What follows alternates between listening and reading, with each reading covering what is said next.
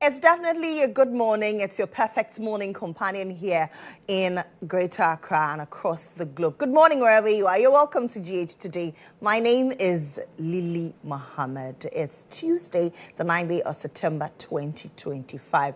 We're inching closer to the end of 2025 as we've entered the ninth month. But what are you grateful for? I am grateful for life. I am grateful for family.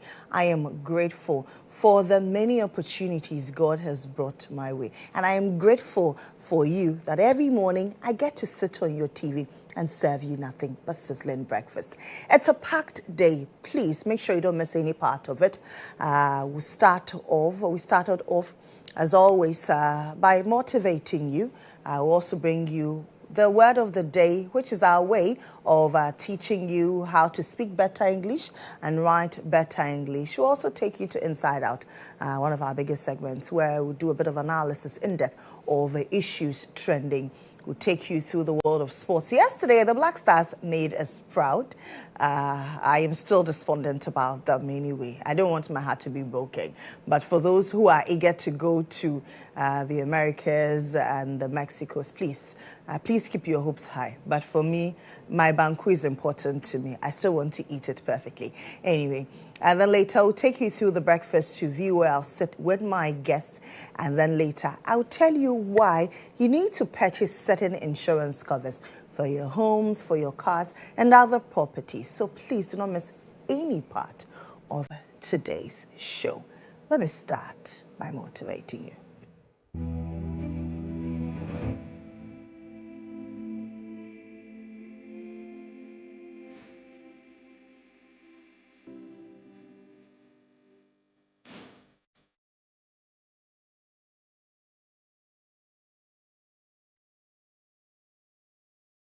Our motivation this morning is by Alejandro Jodorowsky, who says, birds born in a cage think flying is an illness.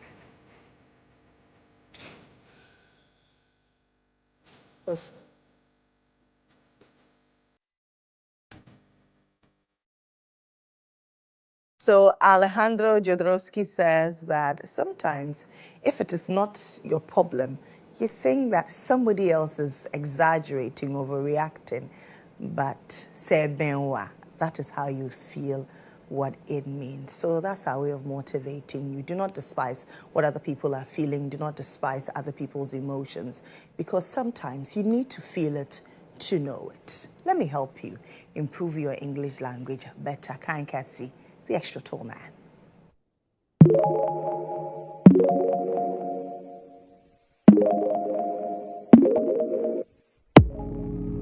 Today's word is a verb, C-R-O-O-N. Croon. Croon means to sing or talk in a sweet, low voice, full of emotion. Let's exemplify it. It was such a beautiful sight when Alice crooned to her newborn baby. Croon.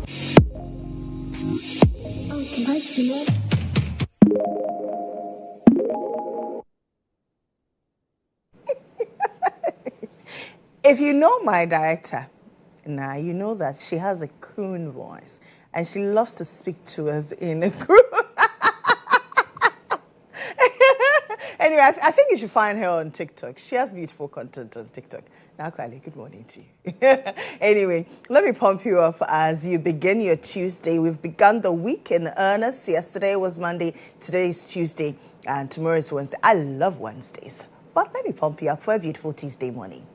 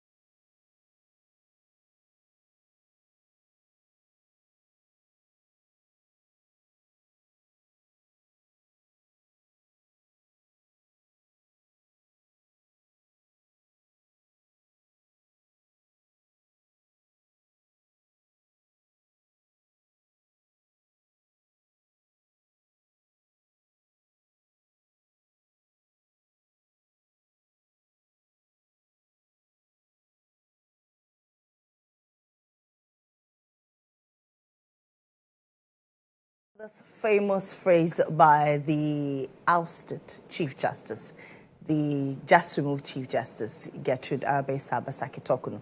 She will say, the law is the law. Now, just so you know, when you break the law, the police will do you lomo lomo like they've done to Abronye. Let's head inside out.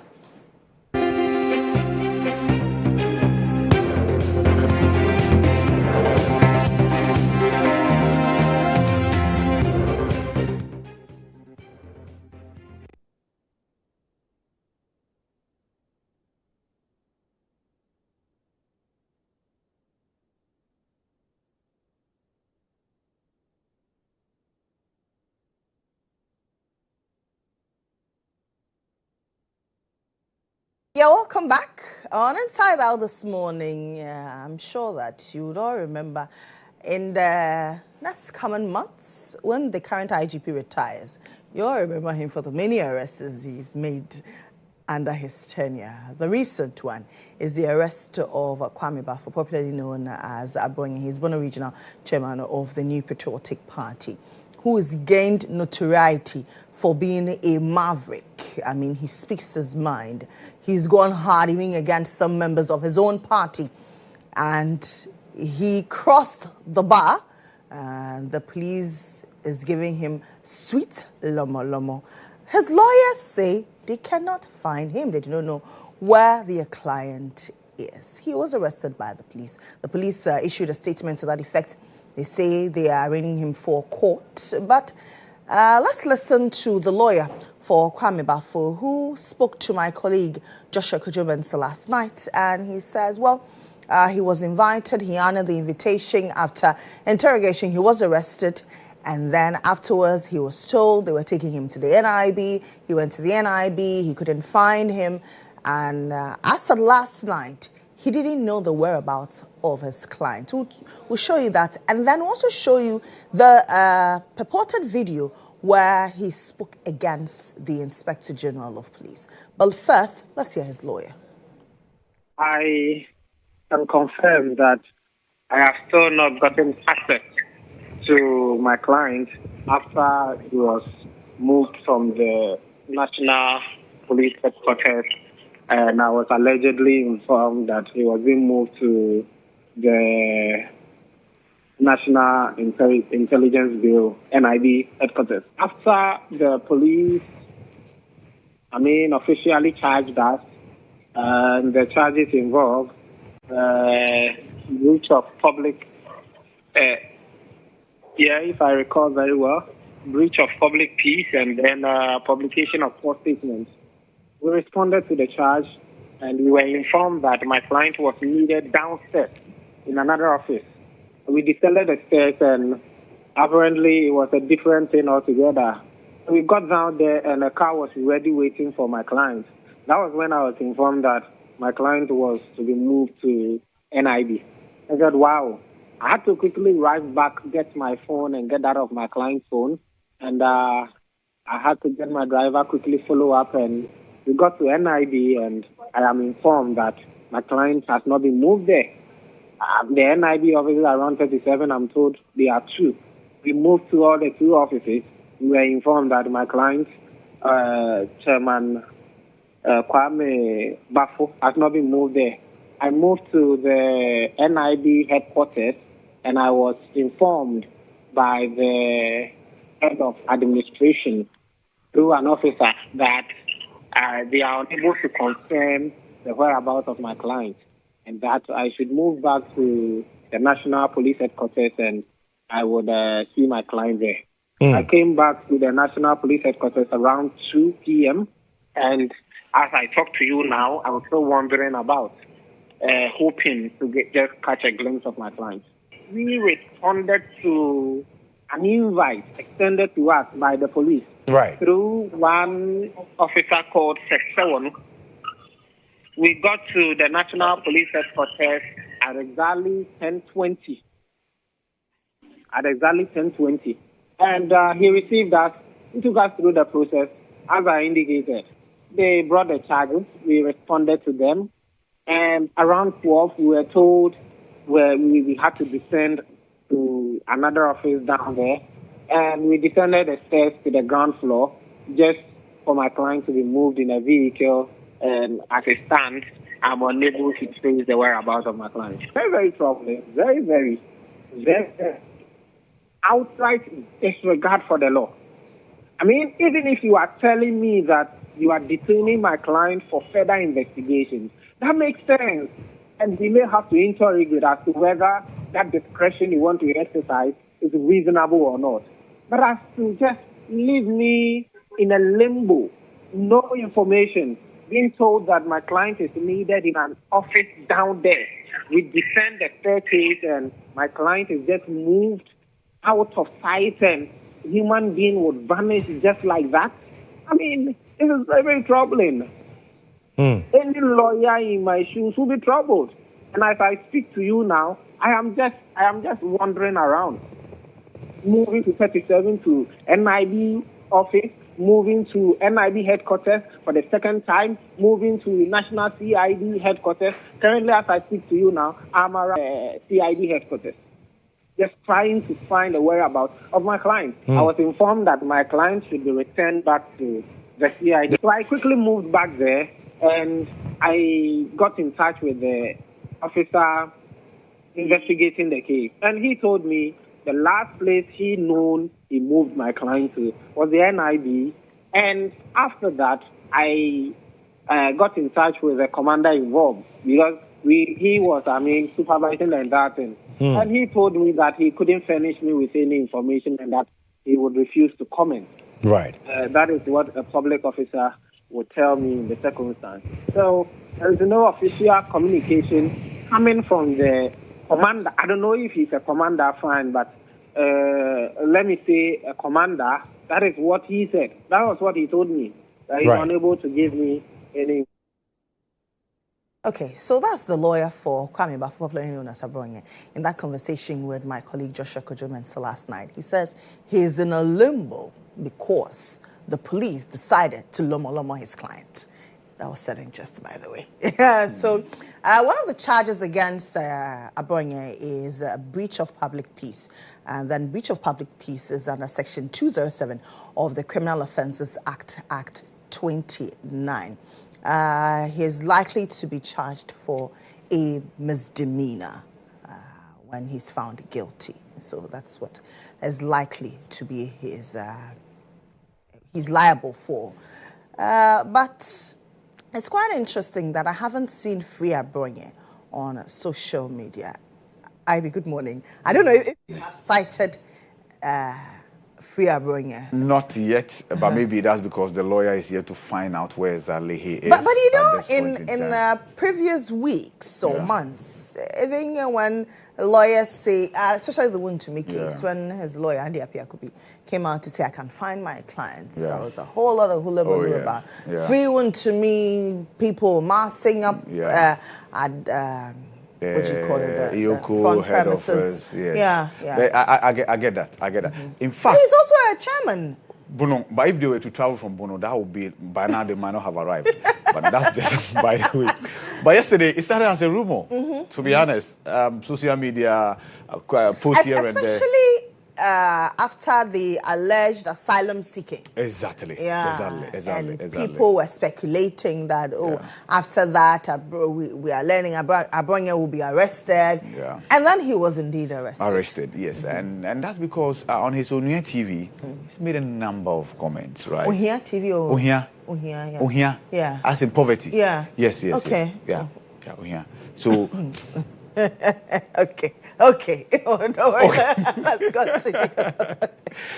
TV. Yes, it was in response to Kennedy. Some aspirants are bragging that they have the wherewithal and what it takes, and they have the biggest purse and what have you. And he says, he will also represent the downtrodden, right? They're not so affluent, the poor people, and set up their TV station and be their spokesperson. Yeah, but just that he was not just speaking for them. He was also taking a dig at many people, including the IGP. He had some unprintable words for the IGP. Let me hold you there. Let's hear those words.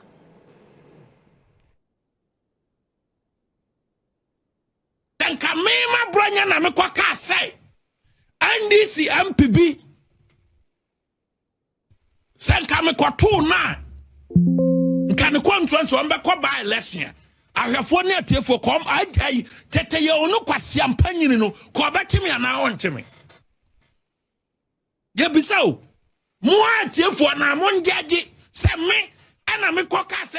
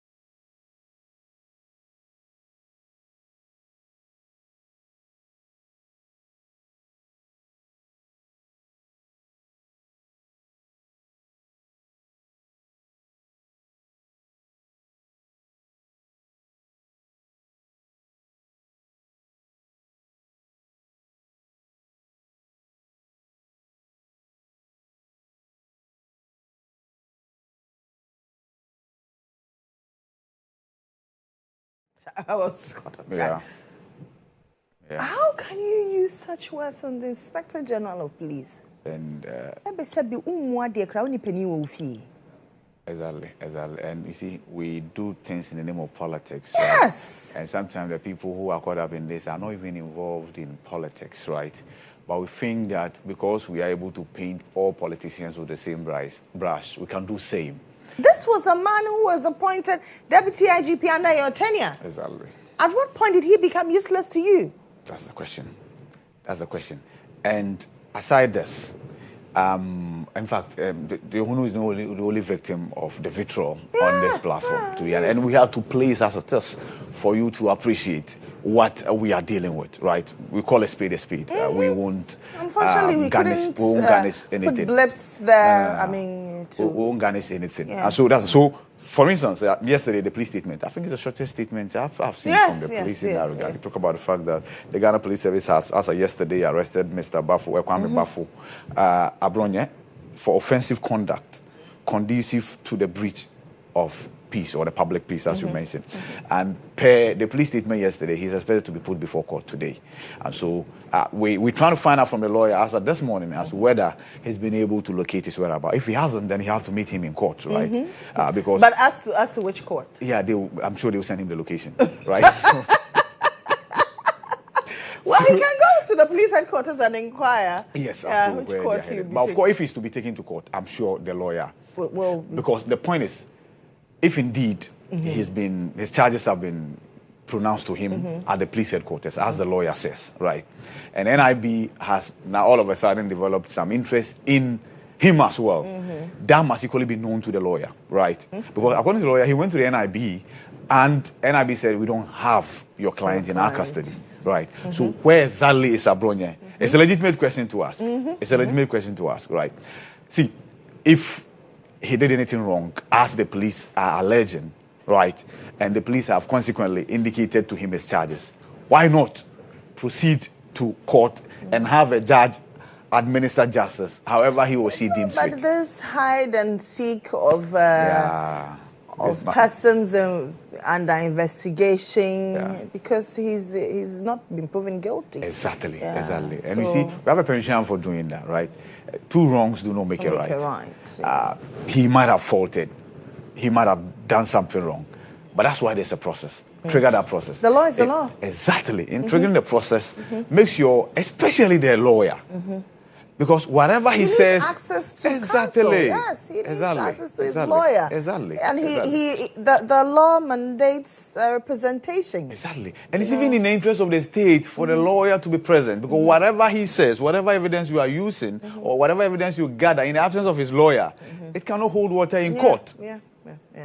Because if he wants to plead silence, the lawyer must be there to tell him that don't speak. If you speak, you're incriminating yourself, right? This question don't answer. This question answer. All that needs to be done. But down here, we take things for granted. Elsewhere, people have walked free from murder because things were not done according to the books. Yeah. So, yes, Abronye and all his iniquities, we get that.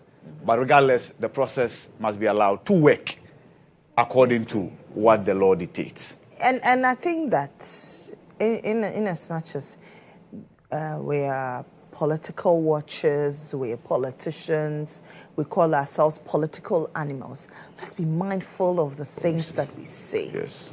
And our conduct in public. I agree. I am wondering, he spoke on the back of the words. You interviewed him. Azoka, Chief Azoka, Sufa Azoka, who said if I had met Apengama King, there will be another by-election. I am wondering, because there's a video to that effect. Yeah. We know what he said is out there. Why has the police not invited Chief Sufa Azoka by now? The police just issued a statement indicating that. I think the police in Akwetia issued a statement because you remember a case of assault had been brought against Sufa Azoka by Masaudu, right? So the police issued a statement that they were investigating, right? Per what I gather, they've extended an invitation to Chief Sufa Azoka because I've also heard him talk about the fact that he might not honor that invitation. If that is the case, that cannot also be allowed to stand. Of course. If the police are investigating and they invite you have to honor the investigation. Honor any investigation, exactly. any call by the police. Yes. The law is the law. It must take its course. But let's engage a lawyer for Kwame Bafo, popularly known as Abronye, Mati. Yes. Counsel, good morning to you. Good morning. Good morning. Hello, Counsel. Good morning. Can you hear me? Yes, I can hear you now, very loud and clear. As of last night, you intimated to us that you did not know the whereabouts of your client. It's 7:14 a.m. Do you know the whereabouts of your client? Currently, as I speak to you, it's still no, and I haven't set my eyes on my client yet. I'm still hoping to see my client. I'm still wandering around. But kindly give us a bit of education on the law. We know that according to the police statement, he will be processed to court today. Can he go to court without his representation?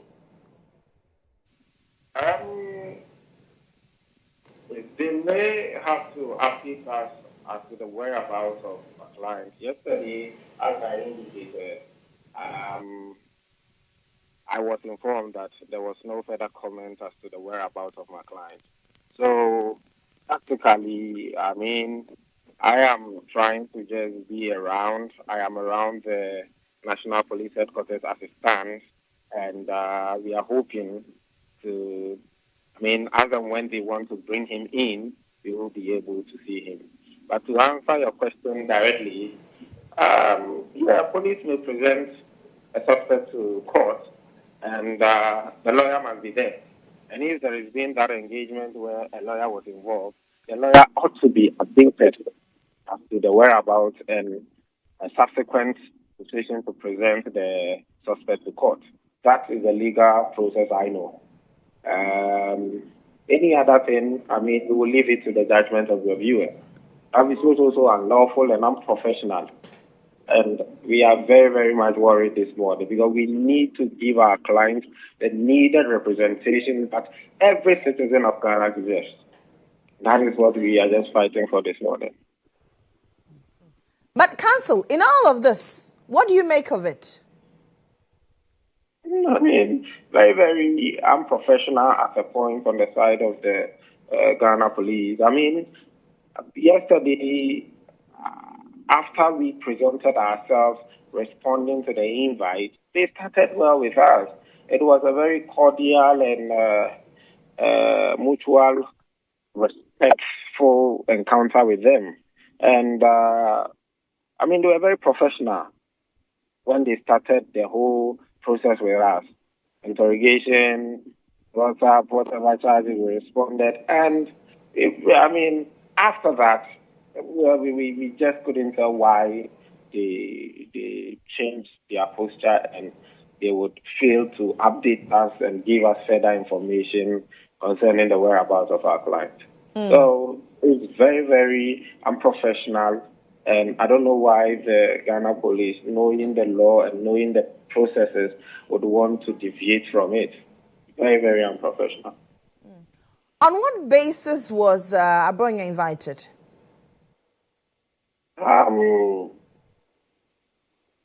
If I'm to recall, the instructions we had, Mr. GHOne, on behalf of the Ghana police, invited him to respond to, I think, certain comments or criticisms he is alleged to have made against the Inspector General of Police. And that grounded the invite. Yes. And okay, in the face of the law, do these comments? Yesterday in your conversation with my colleague, you mentioned that he's being charged for breach of public peace under Section 207 of the Criminal Offences Act 29. Do these comments made fall under breach of public peace?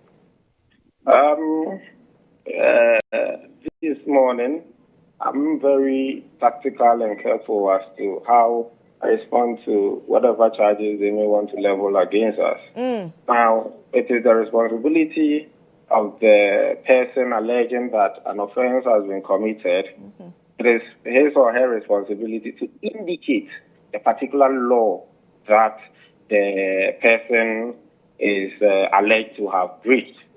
Now, yesterday, as they presented the charges before us, they never indicated the sections. Okay. And I'm very careful not to start or acquiesce to the quotations of sections by the media or any other person, unless the police themselves want to tell us that this is the law or particular law we want to charge your client with. And in that sense, we would respond accordingly. But as it stands, yesterday, as they presented to us, it was just that statements, presented to us, the breach of public peace and publication of false statements. And I do not know the law that they are alleging that my client has breached. So I wouldn't want to comment on the sections because, they didn't furnish us with that. And if they are furnishing us with that, then we will respond appropriately. Okay, Counsel, thank you very much. Counsel, before you go, so you say you are at the police headquarters. What happens next? So, as I indicated, currently we will engage them officially. I've been to the office and the commander involved, wasn't just in 7:21. I'm just hoping that by 8 o'clock a.m., I will engage them officially again. And then we pick it up from there. Are there any other options available to you aside just going there physically to inquire? Are there any other legal options or we just have to appeal to them to show you the whereabouts of your client? A lot of legal options are available to make sure we get our client. But for now, the police, we came here, police arrested us. We would have to deal with them on that level. Okay. If we are not getting any news from them, we will trigger our legal options. Okay. All right. Counsel, thank you very much for speaking to us. I'm sure by midday we'll come back to you. And then if you know the whereabouts of your client, you can be able to tell us. And that's Daniel Mate Ado. He is a counsel for Kwame Bafo, popularly known as Abronya IB. Yes. And he says, as of this morning, it's already 7:21. He still doesn't know the whereabouts of his client. That's a must stop. Just knowing the whereabouts of your client doesn't do anything to diminish the case of the police or the case of the state, if indeed the state has a case against this gentleman, right? And so it's really fair that you allow him access to his client and allow the client access to his legal representation. It's basic. This is not the first time we are talking about this. In fact, every time anybody's arrested, we have these conversations about not knowing where they've been taken to. So one investigative body invites you, you are arrested, immediately you are through with that particular process. Another one picks you up, and then it starts all over again, all in the name of the 48-hour ultimatum of being put before the court. I think as a nation, we must get to a point where we say, it's okay, let's just follow the let's allow due process. The law is the law anyway. Thank you very much. That's Ibrahim Alassa. He's my producer and the head of political affairs here on the EIB network. My name is Lily Mohammed. I take a break, and when we come back, Jones is in white. I'm wondering why he's celebrated.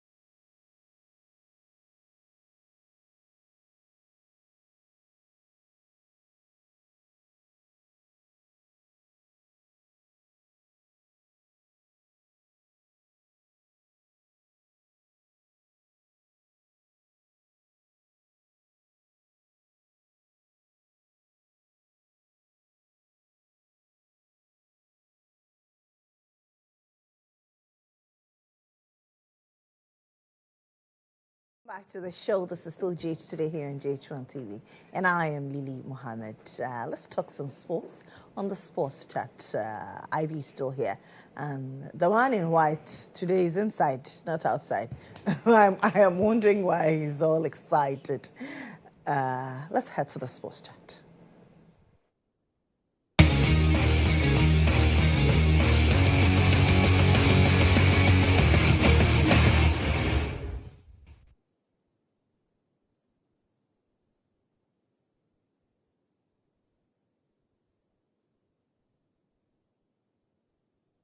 Jones ZDZI is like all excited this morning. Jones, good morning. Good morning, oh. Good morning. Good morning. Me free man, that's what I mean. Why? You know, when you go for this worship programs, we used to call it gospel rock shows. Me free man, me shred, and then he holds the mic. Oh, come on, sing it. Oh, come on, sing. You know the song. Yeah. SSME. See, Ghanaians are talking about Otuado again. We've won the victory. We have the 3 points. I like the way Barry's looking at you. He's almost lost his voice. That's from shouting, right? You know, yesterday was commentary duties, obviously. Oh, okay. Yeah. And I mean, emotions would always take control, especially when. See, Benghazi, who was in commentary position with me, instead of him to come out and say, "Oh, this was happening," hey, Bobo, ne. Yeah, he was coaching from commentary position. And it shows you how passionate we all are about the Black 33 Stars. million coaches. Yes. So Ghanaians are talking about Tuado. Yeah. Negative or positive? They want him to go. That. But were you impressed by what you saw? You know, let me tell you something. If you followed this coach of Mali, a very, very good coach, very experienced coach, very experienced campaigner. The time he started coaching, Otuado said, now he knows things FC goes as scout, yes. And so, this Mali team are very good. Now, the moment we beat them in Mali 2-1, they sacked Eric Shelley, who Nigeria have gone for. And Nigeria also suffering. And they brought in this man. Ever since he took over, they are yet to lose an away game. A very, very good coach. So, let me tell you something. What Otuado did yesterday, the lineup, I was surprised initially, but after 10 minutes, I understood why. Mali have strong players. If we had gone 1v1 with them, that, okay, we are going to play a back 4. Yesterday, we played a 5-back system when we are defending 5, when we are moving up front 3 back. It means that we wanted to, conserve energy, soak the pressure, and then play on the counter. And it worked well. So, we know that we have the stars. The coach himself said that we'll get to listen to him. The Malian coach says that he expected us to come out to play. So trust me, if you are going to play against an opponent, one good thing is to expect, to prepare for what to expect. And so he expected us to come out to play so that he would go on to win the game. But Otuado also prepared that we won't play this way. We'll defend and play on the counter. And we got our goal so and we won. Was to play boom, boom. 3. See, if we had played good football and lost yesterday, if you had played, be honest, if you had played good football and lost yesterday, you see, the tactics had got nothing to do with the fact that we could not string passes together. No, what does that got to do with the fact that our players, when they get possession of the ball, cannot even string passes together? But I'm telling you that if we had gone on to play some good football and lost yesterday, it's about 3 points. But why must it be that all? And I'm telling you, win. So Black Star, every time you have to do calculation. Oh, we got our 3 points. See, Otto must stay. Otto will stay. Nobody's saying Otto. But he must reform his people have started Otto will stay. Otto will take us to the World Cup. We'll get to the semi-finals. I'm in white. I'm in white today. Man in white. I'm in white today. My father. Hey, see, hallelujah, somebody. Hey, I'm telling you that as for me, I believe in him. I know the GFA also believes in Otuado. They should calm down for the man. I'm telling you, IB, if we had played out a different formation, attacking formation yesterday, Mali are strong on the ball. You could actually see that we were even struggling with them physically. But if we had gone out 4-3-3 or anything, we would have lost, and today I would be in black. They are strong because these boys, they don't eat banku. 3 points. They always eat potato chips. As for Mali, they've been always strong. So for me, congratulations to the Blacks. Let's get to see that goal there. It was from a corner kick. Jordan Ayew, the senior man, was up to us for us again, and a brilliant goal from Alexander Jiku coming in from that corner kick. You see, another thing is that Ghanaians, we love Black Stars. After the Chad game, 1,000, baby. People were outside the stadium. So it got to a point they had to just open the stadium. Now, the Independence Square side of the pitch. Why has it not been used? So it was used later. We understand that it's not safe. The rails are not too strong. So if you lean on them, there's a possibility that you might fall. So that's why they abandon it most of the time. President's Cup was supposed to be abandoned. It was filled. Ghana versus Chad, when we beat them, it was supposed to be abandoned. It was also filled. So we just hoping that the crowd was crazy. As at 1 p.m. Yes, but before do you know what we have to do?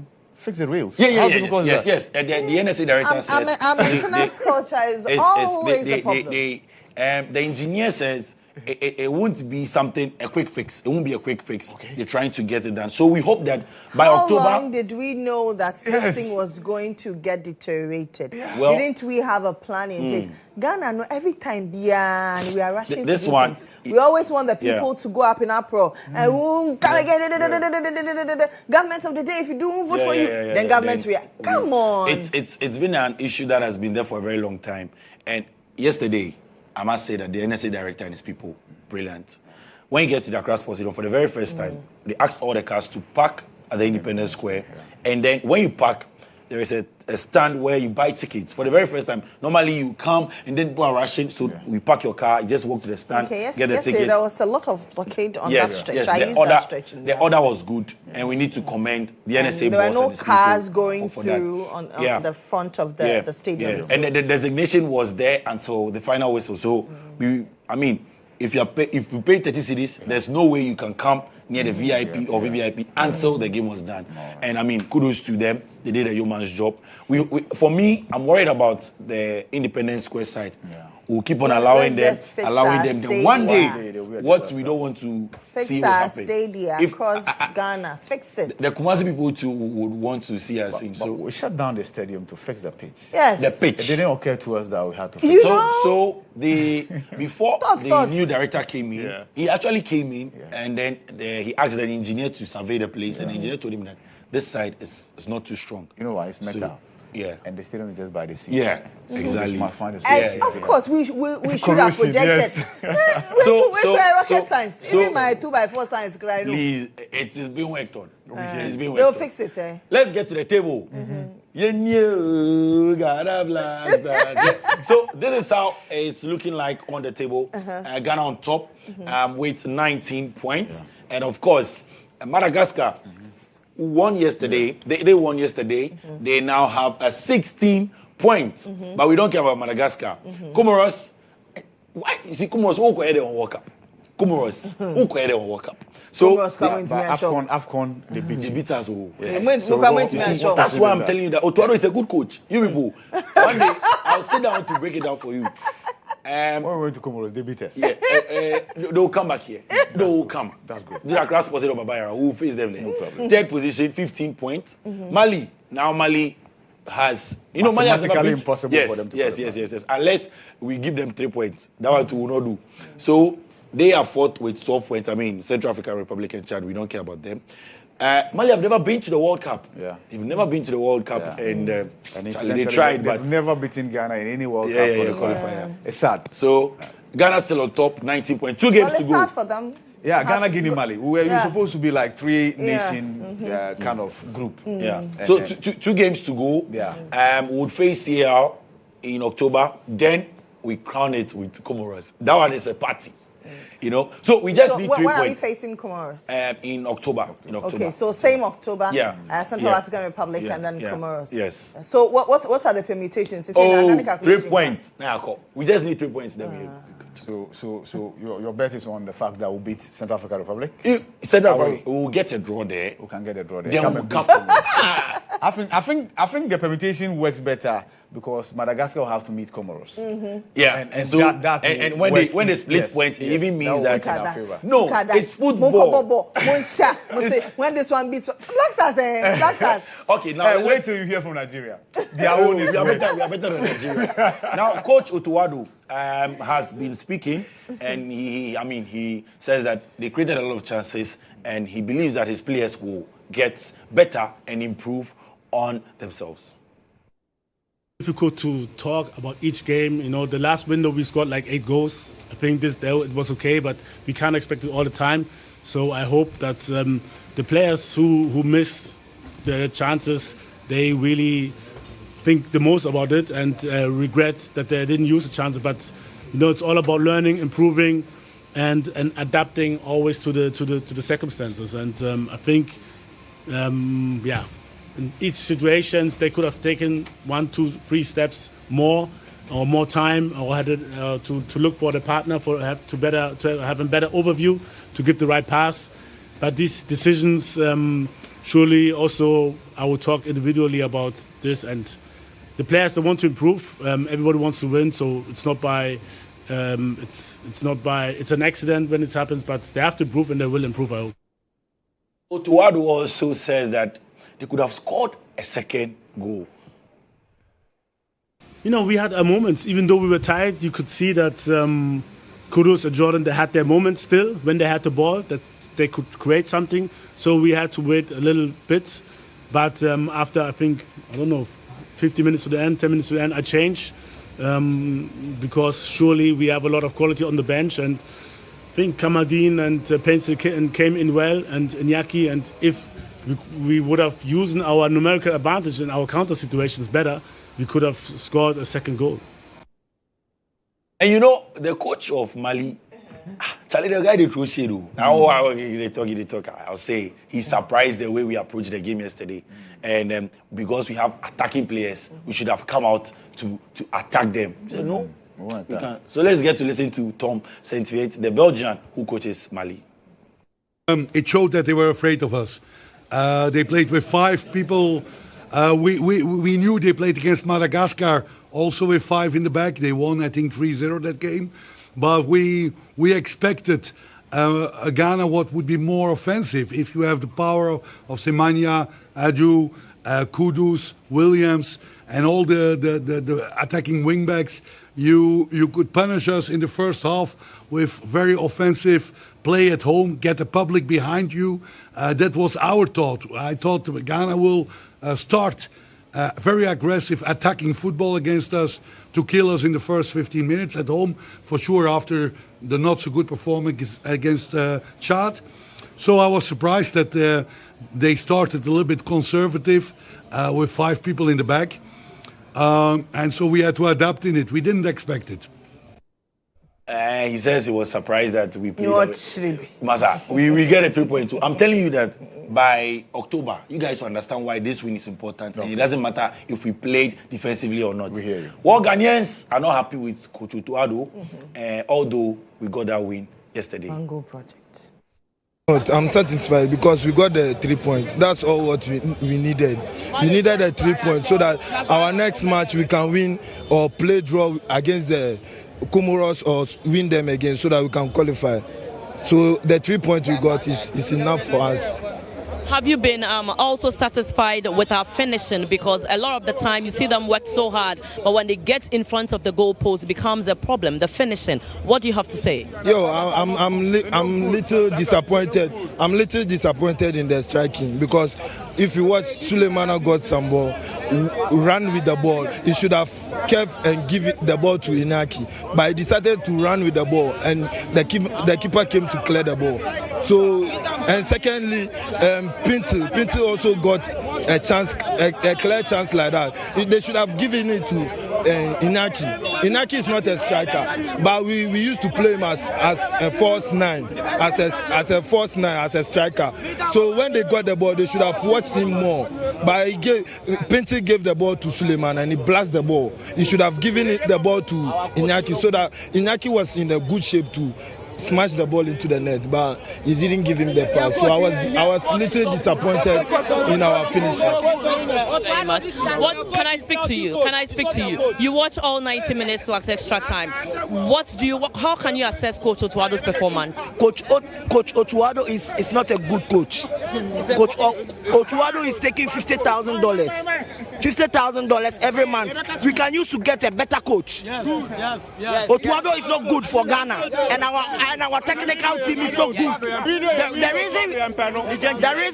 reason we had this win at this home is because we are playing at home. Our coach is not good. Our coach is not good.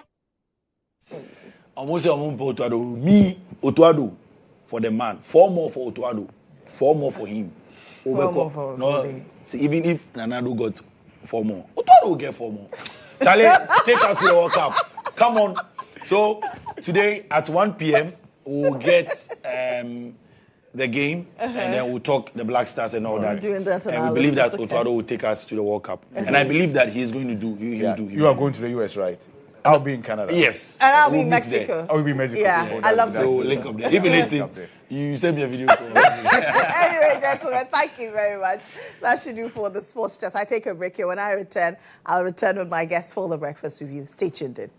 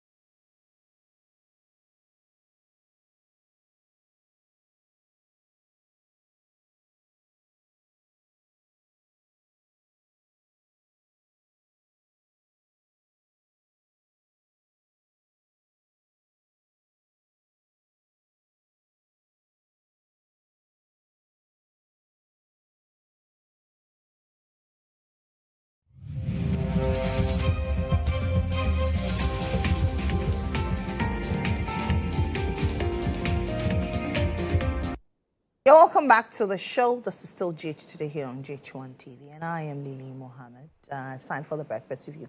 But before that, let me take you through what the newspapers are reporting this morning. I begin with Ghana's Premier, the Daily Graphic, which says 3 years on, Apieti livelihoods remain shattered. What are we doing about Apieti? It's quite interesting. New building streets hide empty promises, idling funds. GCB donates 1 million cedis to support children of fallen patriots. Black Stars on course for World Cup. GHOne ends Mali's dream. One goal project. President Mohammed donates 20,000 protective equipment to share collectors. That's it for the Daily Graphic. The Dispatch says we cannot continue to spend $15 million a year on renting for our diplomatic use. That's according to President Mohammed. KGL Foundation marks 5th anniversary with Millennium Marathon in Accra. NPP's Kwejo Poko exposes Brian Champong over Baumia's 2024 Zango votes. If we do not heed the voice of the people, the NPP will die. NPP's Dr. Arthur Kennedy asks Palgrave what he thinks about that. The Ghanaian Times says Ayensu starch factory goes waste. Residents appeal to government for its reactivation. NTCMD proceeds on leave prior to early retirement. President Mahama engages the media tomorrow. Linda Oklu advocates use of internet wisely by students.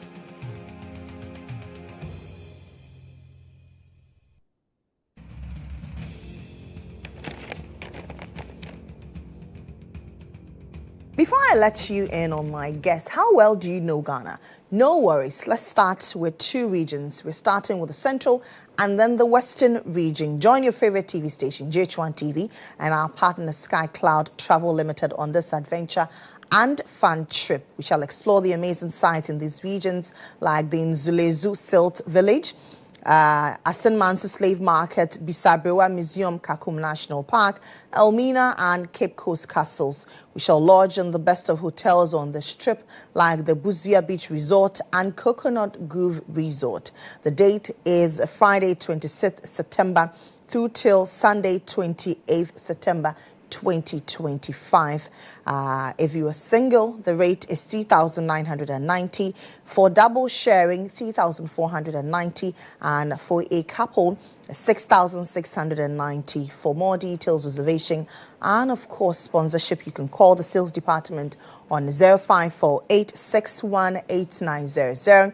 0548618900 or 0551565708. They say it's going to be fantabulous. My guest this morning for the breakfast review, I missed Kwame Jantwa Esquire, is a leading member of the convention people. I missed you. Good morning. I missed you too. How are you? I'm doing awesome. Very good morning. It's good to see you. But tell me, good to see you too. How can Ayensu Starch Factory go to waste? I'm sure I need to read more. No, I don't understand it. Do you know the commercial value of starch in the world today? How can it go to waste? Like the sugar factory is going to waste.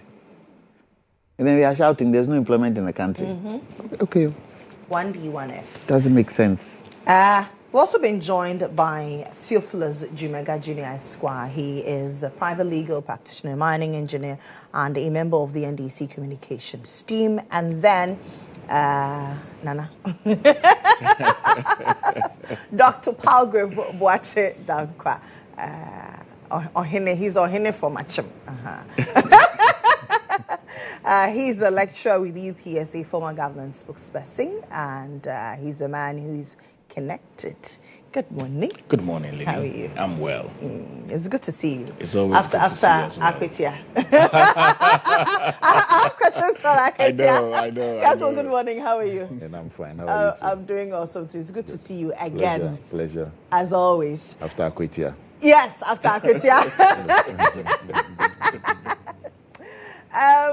But let me ask you. Again, what do you mean? I'm not to see him again. The last time I saw him was before Akwetia. Just the day before Akwetia, Yes. Yes.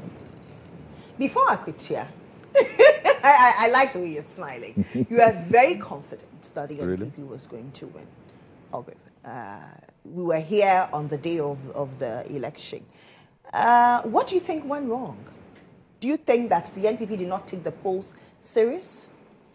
A very good morning to you, Lily, and to your viewing public, and to great senior colleagues. I haven't seen Lawyer Jantua in a very long time, especially on set. We meet every now and then because we live in the same neighborhood. So That's nice. Good to see him this morning. Good to see you too. We live where Ghanaian lives. And to state that, yes, of course, elections are always won by one side. I mean, you always go into election, you either win or lose. We, the New Patriotic Party, were very optimistic. Obviously, as you could tell, the results didn't fall to our optimism, which clearly meant that we need to fall back to do a post-mortem of what happened and what caused that defeat. You recall that I had stated that in the 2016 primaries of Akwetia, Amase won the primaries and then won the elections to come into parliament, beating Baba Jamal, who is an astute lawyer, and Amase was a grassroots young lady. In the lead up to the 2020 primaries as well, Amase stood with Ernest Kumi, and Ernest Kumi won that primaries with a margin of about 4 or so, and lost the main election of 2020. In the lead up to the 2024 general elections, Amase stood as well, Ernest Kumi stood, and a few other people stood. But Ernest Kumi won that primaries and won that parliamentary elections and came to parliament. I would have thought that the strategy of the party should have been to bring Amase, who had been consistently in the constituency, who had been consistently even as a former MP. But I mean, the party sorted that they would bring Solomon. Solomon, you recall when we were on set, my good friend was always saying Uncle Solo. Uncle Solo didn't deliver the results for us. And I think that as we make efforts to rebuild our party, it's important that we become true to ourselves. It's important that we don't revolve the rebuilding efforts around an individual. That's not the ethos of the New Patriotic Party. It's been a party of values. It's been a party of traditions. It's been a party that has transcended many dispensations. And if we find ourselves in this millennial, having recorded such a feat in the 2024 general election, it's important that we rebuild very well. And Akwetia gives us a strong edge to do a realistic introspection, what went wrong that should not be repeated in future elections, and especially if we want to recapture power in 2028, it's important that we clean up our home and also win a sizable majority in parliament, because you can't recapture power and have the executive and then lose parliament. I mean, that would be a very unique situation that we have not experienced in Ghana before. But I think that it's important that we clean up our home, we prepare ourselves very well, which is why I'm excited about the early primaries that we're doing for our flag bearership, because our party needs very strong leadership. We need to restructure from the top. I mean, otherwise we would have done our elections from the polling station, but we are in a very difficult moment. We are gasping for air, almost gasping for survival. And campaign has already begun. I'm aware that all the various parliamentary and presidential flag bearers are desiring to campaign. They've gone on the grounds. My candidate, Kennedy, started campaigning last week, Thursday. Went to Western North, met with delegates, spoke about job creation, spoke about welfare of the party. Yesterday was in Ahafo, still in Ahafo this morning, would continue from Ahafo to Bono East, do the northern regions as well. And so where we are is where NDC was 10 months ago. Okay. We have tested power before, and they are having their own challenges now, which I'm sure we'll look at in this conversation. Okay. Council. Good morning once again. Good morning, Lily. Prior to going to Akwetia, you were very confident. I mean, you mentioned that you know Bernard very well because he's your friend, he's your colleague lawyer, and you are very confident of securing victory for the NDC. What did you see that happened? Lily, good morning to your viewers, and good morning to my folks in Hohoe. Permit me to extend my condolences to the Zongo community in Hohoe. The municipal imam passed on and was buried. My condolences to all of them. Lily, I was so sure NDC was winning Akwetia first, the candidate. Bernard is a candidate that everybody can relate to. Our own polls show that people want to identify with persons they can aspire to be like. Parents were not happy for their children to end up in Galam pits. So presenting a lawyer was a done deal for us, was a good one. Number two, we were in court challenging Enescomi's victory, which gave us the impression that the seat was not lost. Something else happened. So now that an opportunity has been presented for us to correct what happened, I was sure we were going to take it. The third one is, let me borrow a leaf from his book. 10 months ago, everybody was on their lips for that government to move on quickly.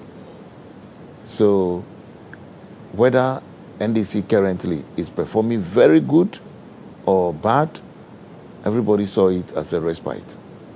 And indeed, the performance is good so far.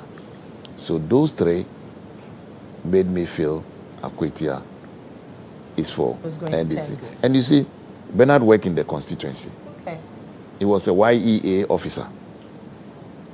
Bernard's parents come from 2 different areas of the constituency.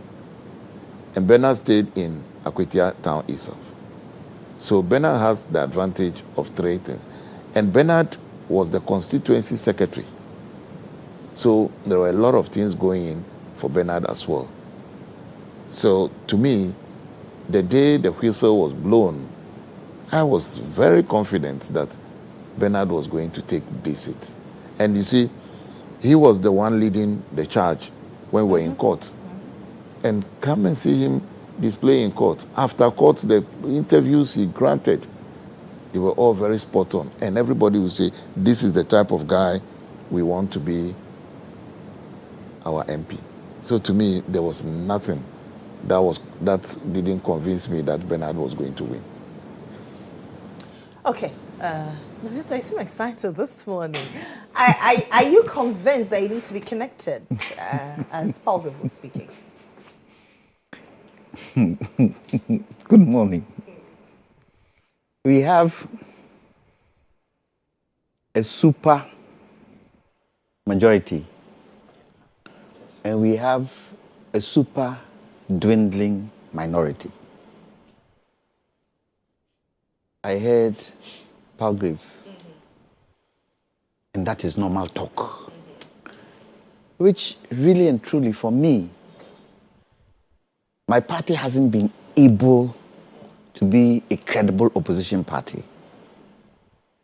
And so, if the MPP is the main opposition party, they need to be credible. Palgrave talked about and the values and the this and the this and the that. Who has dissipated the MPP? Who? Who? Isn't it the former president? When you look at the results of 2024, tell me when was the last time MPP got those results? Tell me when. And isn't it a leadership style that was brought in by President Akufo-Addo, where it was centralized and created this mess for the MPP? And it saddens me that at this material moment, we don't have an opposition that is strong. Look, I'm sure people will say, come down to shut up and go and talk about your party. But any political party that is in power, whatever they do when they empower affects me. Affects me. So we all have a right to talk about it. The MPP, so far as I can see, and I keep saying it, this is the time to build confidence with the people. Because of the disastrous elections they've been through. And Akwetia has even nailed the coffin further. Yes, Akwetia is a swing region or a swing constituency. But it would have been good if they had won it. At least it gives some hope. That's why I have said, and I'm not an MPP person, but I have a lot of relatives in MPP. I'm free with both MPP and NDC. Speak with both of them. Okay. And we want a situation where they should go back and look at the major challenges that created the kind of results they got in the election. Okay. So let's talk about the now former CJ, Justice Gertrude Abesabasakitokum. Her lawyers say that they're going to challenge her removal. You are lawyers, especially the two of you. I want to find out, did the president err in her removal process? What can they challenge? Lily, I don't understand this thing.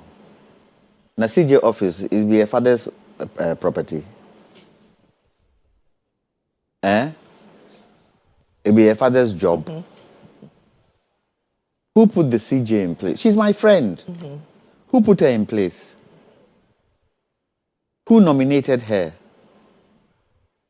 Did she go there by herself, or was it a committee of the judiciary, like the British have, who nominated her? She was nominated by a president, wasn't it? And within the Constitution, there are ways of how a president should react when he gets a petition against the Chief Justice. And I kept saying, all Arabas, rigmaroling and all that, she should have used 146(11). I think I have the Constitution here. 146(11), what does it say? And I asked the question, who put her in place? Lily, you didn't answer me. Who put her in place? The people of Ghana. No. The president. The president. Yeah. And who hires and fires? The president. So was he wrong in hiring and firing? He got a petition. Did the president not go through all the stages? 146(11) says the president may at any time invoke a suspension under this article. Please read it slowly. The president may at any time invoke a suspension under this article. May. So if she not shall. If she had appealed to the president, he may have said, okay, I've heard you, I rescind. And as you rightly said, not shall, may. That means he has the discretion. Did she? So I don't understand why she wants to challenge it in court. I don't understand it. They say they don't want you there anymore. They say you've done infractions. There was an audit report, wasn't there? Mm-hmm. What did the audit report say? It said so many things. They said they don't want you. Keep quiet. Or is she doing it because of her entitlements? I don't understand it. So you're going to contest it in which court? Which of the courts you're going to contest? Appeal court, High Court, or Supreme Court, or committee, or where? Or ECOWAS? Mm-hmm. Where? We have no idea. She now. should bring it to an end. Whatever has happened has happened. Let's move on. I'm not going to sit here and say, yes, they have a chance. No, they don't have a chance. For me, the die has already been cast. Mm-hmm. Let's move on. It doesn't mean it's the end of her life, does it? It doesn't. What has happened has happened. Let's move on. And we should stop this rigmaroling. It doesn't help anybody. It doesn't help her. It doesn't help the country. It doesn't help anybody. She has been able to prove to the people of Ghana in her own way, that she did nothing wrong. A committee was set in place. The Constitution says that is what should be done. The committee sat, they did their report, and they've come out and said, until you are guilty, the president has done his work. Let's move on. There are much more important things we need to deal with in this country. A Yensu starch factory, which creates jobs for people. It's rotting away. Those are the things we should talk about. Chief Justice is gone. It's not her father's work. She should leave it and let's move on. Period. And so?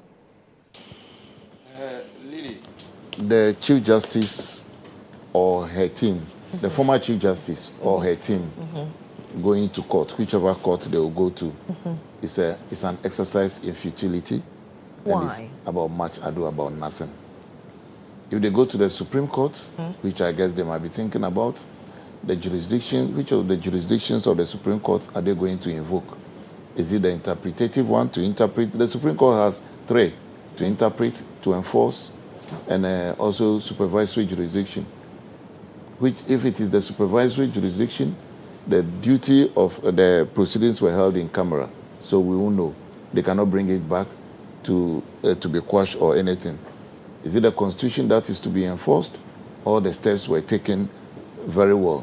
Indeed, she went to the Supreme Court once, 2 others went on the same thing, and she went to the High Court. All were thrown out. We have a precedent or history in this country where when Charlotte Osei was removed, the veteran Kweku Baku went to court, the Supreme Court, to challenge the removal. And remember, the removal was carried out under Article 146.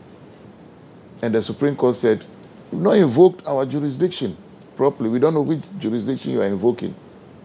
So for me, I pray they don't go, because they might go and the cost might be awarded against the lawyers themselves. Not necessarily, if they lose, not necessarily the clients.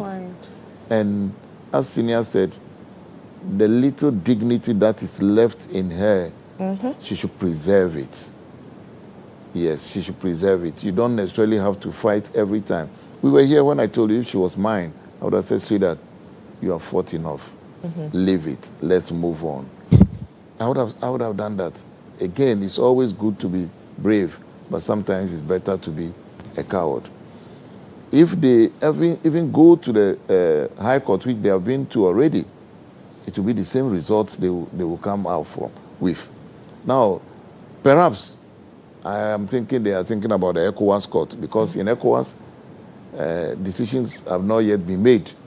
And they went to ECOWAS to say that, give us the decision, because the government of Ghana has not responded to the petition or to the application. And the government of Ghana says, "We are challenging your jurisdiction. We say you don't have the right to sit over this matter. You have been brought to a wrong forum, so you don't even have the right to sit on the matter. How can we continue? So rule on that first." But by the time they rule on that, we now have a vacant position. Granted that she's successful everywhere, they're going to order that she should be reinstated. That will not happen. And I've also, let me be quick to say, I've also read in certain quarters that when a new government comes, one day they will reinstate her, and the warrant of removal will be quashed. And because according to the proponents of this new government, they say she has 8 more years. That is erroneous. Where from this thinking? No, that can never happen.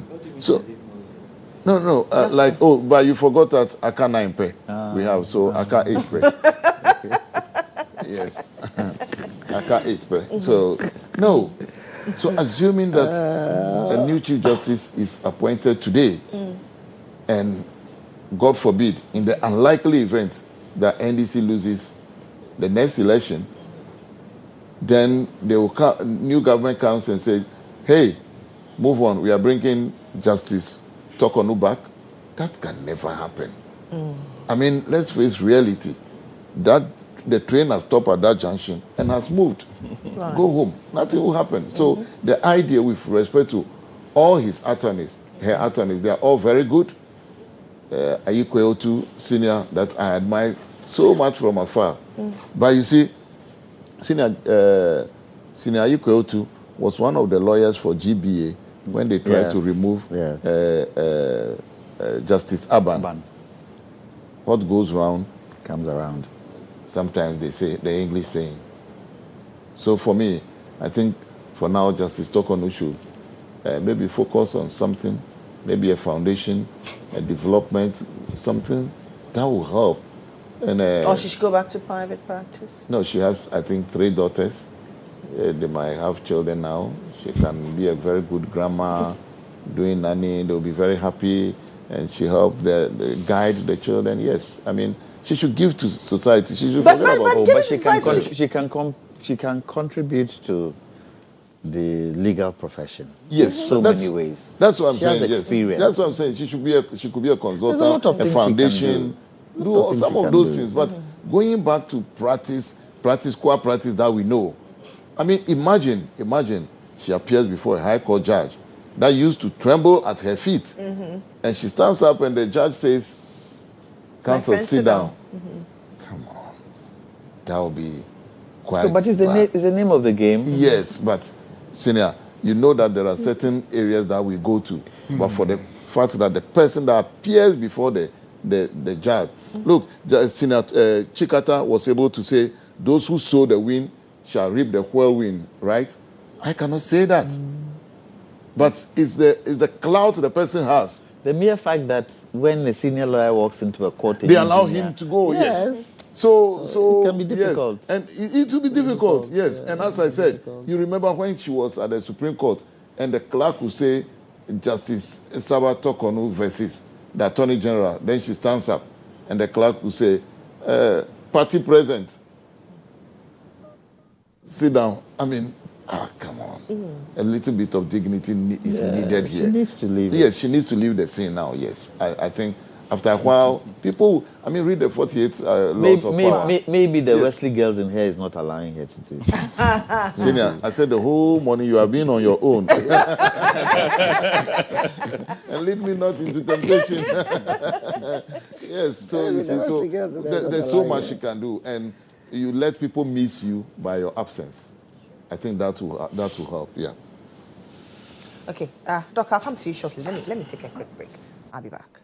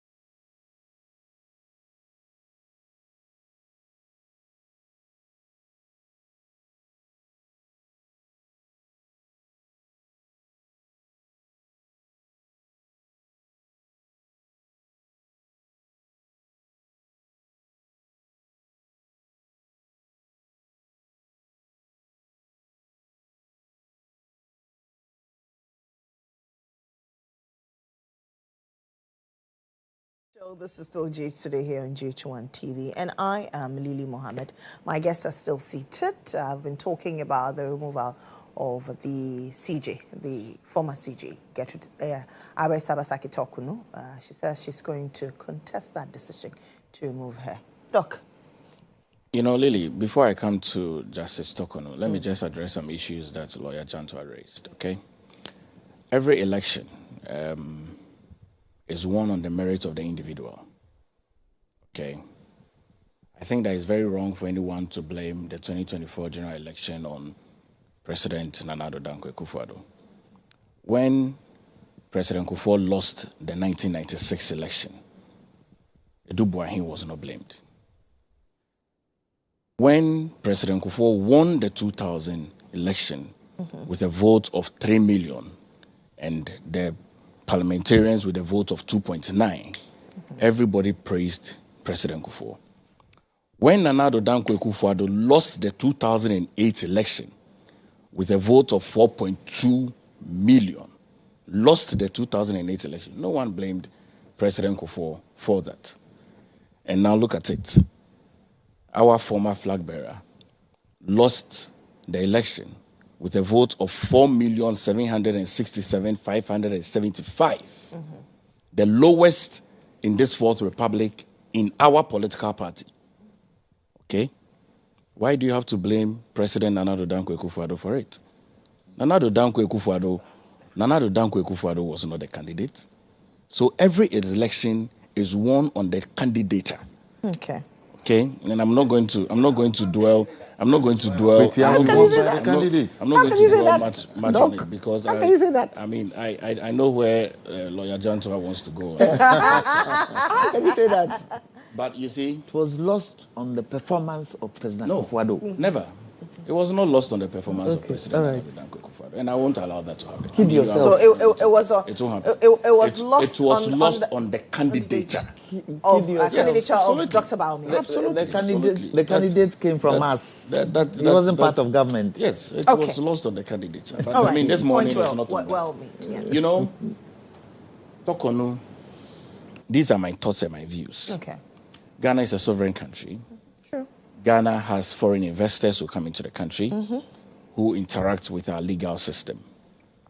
I would have wished that the President John Dramani Mahama, together with the Attorney General, I would have wished that this removal should have taken a bit of a journey, okay? Because the optics, and I always talk about the national character of Ghana. The optics of Ghana is very, very important to international community. How do you think the international community will begin to think about our judicial system? How would you think they would consider how politicized our judicial system is? How would you think they themselves will feel safe in coming into Ghana to invest? Should they ever have any legal banter? How would you think that they would think that the legal system would be fair to them? And so I look at it from the national character of the country. The petitioners may have had a case. If we had allowed time to travel through the case for everyone to see, I mean, we have an acting Chief Justice. He could continue to act in that capacity. Okay. We could have allowed this case to travel a year or two so we can journey with the citizens. You know, governance is a governance with the people. If you govern without the people, you would have chaos. That's why there is not an understanding now that the Chief Justice wants to contest again. And if she cannot use the same legal system to make a case, then how safe is everybody? So my caution would have been that President John Dramani Mahama, who is president for all, okay, should have exercised some restraint with arriving at this final decision in the interest of Ghana. You know, Ghana's interest is paramount to anything and everything. If the NDC jubilates at this, then it's a sad day for the judicial system in this country. The judicial system is an arm of government. It must be extremely independent of political involvement.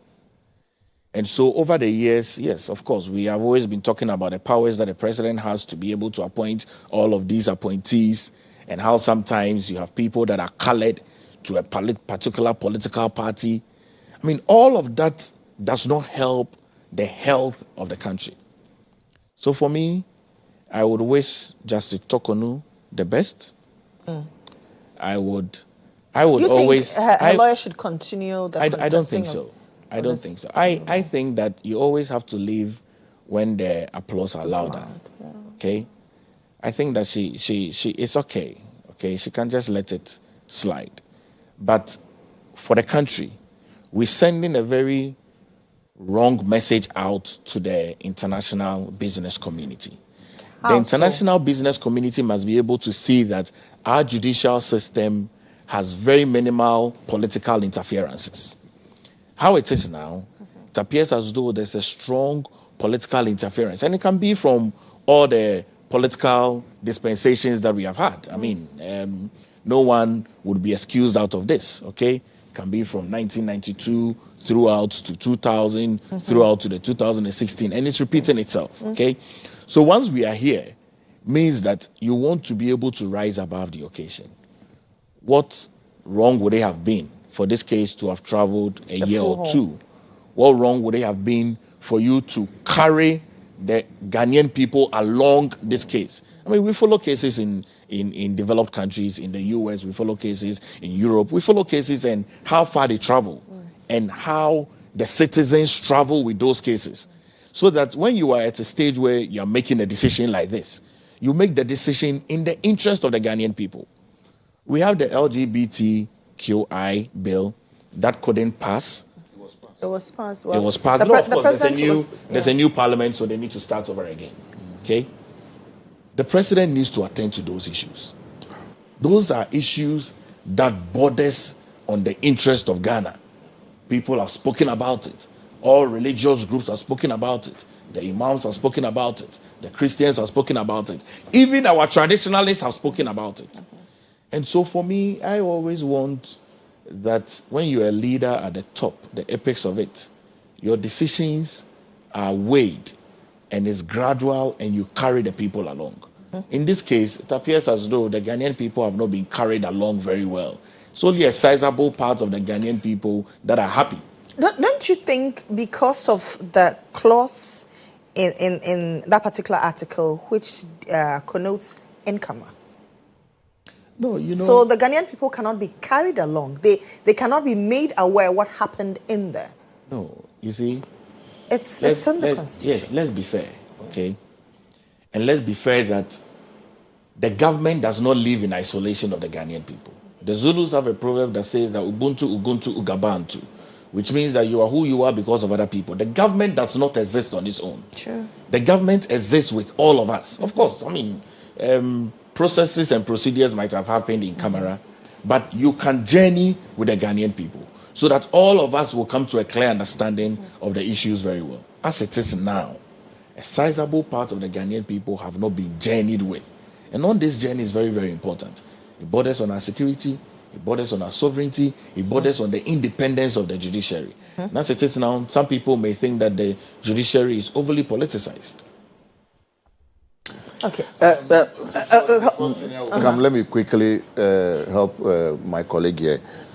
First, as a traditionalist, we are offended by you saying even the traditionalists. We are yes. We are for. It's a drinkable offense, so we will take the drink after that. My apologies. Yes. All religious groups, okay. from Christians to Muslims. He said to he'll take the drink. We'll take drink, yes. But let me do a bit of education here with all respect. I mean, if GHOne or your parent company asks you or suspends you for something, whatever it is, and they allow 6 months, a year, you could go to court and say you have been constructively dismissed. So they have sort of dismissed you without telling you you are dismissed. So if we had allowed, or as a country, or this government has allowed the Justice Tokonu Committee, the probe or whatever, to take a year and to 2. If Justice Tokonu goes to court to say, hey, being suspended for a year is akin to constructive dismissal, which is unconstitutional, she would have won. And that would have been the end of everything. Yes, so the petitioners would have just have to go home, and which was no fault of theirs. And the Constitution has not envisaged the fact that we are going to have such a long, drawn-out situation for removal of a justice of the Superior Court. And again, let me state here that Article 146, Senior might correct me if I'm wrong, is not meant for removal. It is actually meant for non-removal, because it starts by saying a justice shall not be removed except by so and so. So it gives you the limitations on the removal, procedural limitation. The executive, it even says the president cannot do this, but can only do this. So there are a prima facie, yes. So that is executive limitation on what the president can do. And there's also the substantive limitation. So Article 146 is not, even though the side note says removal of justices of Superior it Courts. is actual, it has an inbuilt limitations to do some of these things. Again, it is interesting for my colleague here to say that NDC should focus on the LGBTQ bill. The bill was passed. The president, whose government he served in, refused to assent to the bill to pass it into law. And today, we need to be told that we should have been the ones working very fast on that. Anyway, Jokombe, as the Nigerians would say, it will come to pass. Pretty soon, yes. Let me equally take off from where my learned friend finished. And I was also quite surprised that Dr. Palgrave would use LGBTQI. Because the moment he said that, I asked myself, what did President Akufo-Addo do about it? They're acting as if they've been out of power for 2-3 years. Been out of power for how many months? 7. 7. No, 9 months. 9 months. 9 months. Okay. We're in September. So 10 months. 10 months. Acting as if, everything is kosher. But some of these things stemmed from your administration. And that is what they should accept. Who doesn't know that the judiciary is politicized? Who doesn't know? Don't we still get foreigners coming in? Don't we still get investment coming in? What is wrong is wrong. What is right. Period. Did President Mohammed go through the process? Was the process he went through, was it arbitrary against the Constitution? The Constitution? No. He went through the process, set up the committees, sent it to Council of State. Is there a prima facie case? Yes, there is a prima facie case. Did what he had to do. So what are we talking about? It's their own people who make it a politicized case. Because really and truly, if we had our own way, politicians shouldn't comment on this case because it's strictly judiciary. But it has turned into something else. And my good friend Arabatu has used it in a way that really hasn't helped her. So this is the time. How? All the postulations, where has it gotten there? Is it agroniform?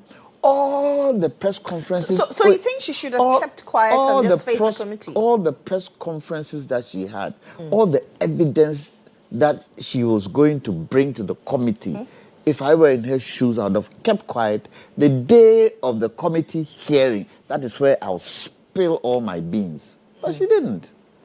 She was going around having press conferences. For what? Where has it ended her? Where? So, as I said, it's not your father's job. Please, just leave it. And I'm sure she will find something to do. I won't be surprised if an international institution even decided to give her an appointment. I won't be surprised. She has experience. She has experience. To rise to Chief Justice. Look, she's a good judge. I encountered her. She's a good judge. No two ways about it. Straight to the point. Straight to the point. When she was in the appeals court, straight to the point. She's a good judge. She shouldn't allow politics to put her in a certain arena that taints her. This is it, leave it. This is Ghana. After a while, what will happen? She can We'll come move back. on to something else. Yes.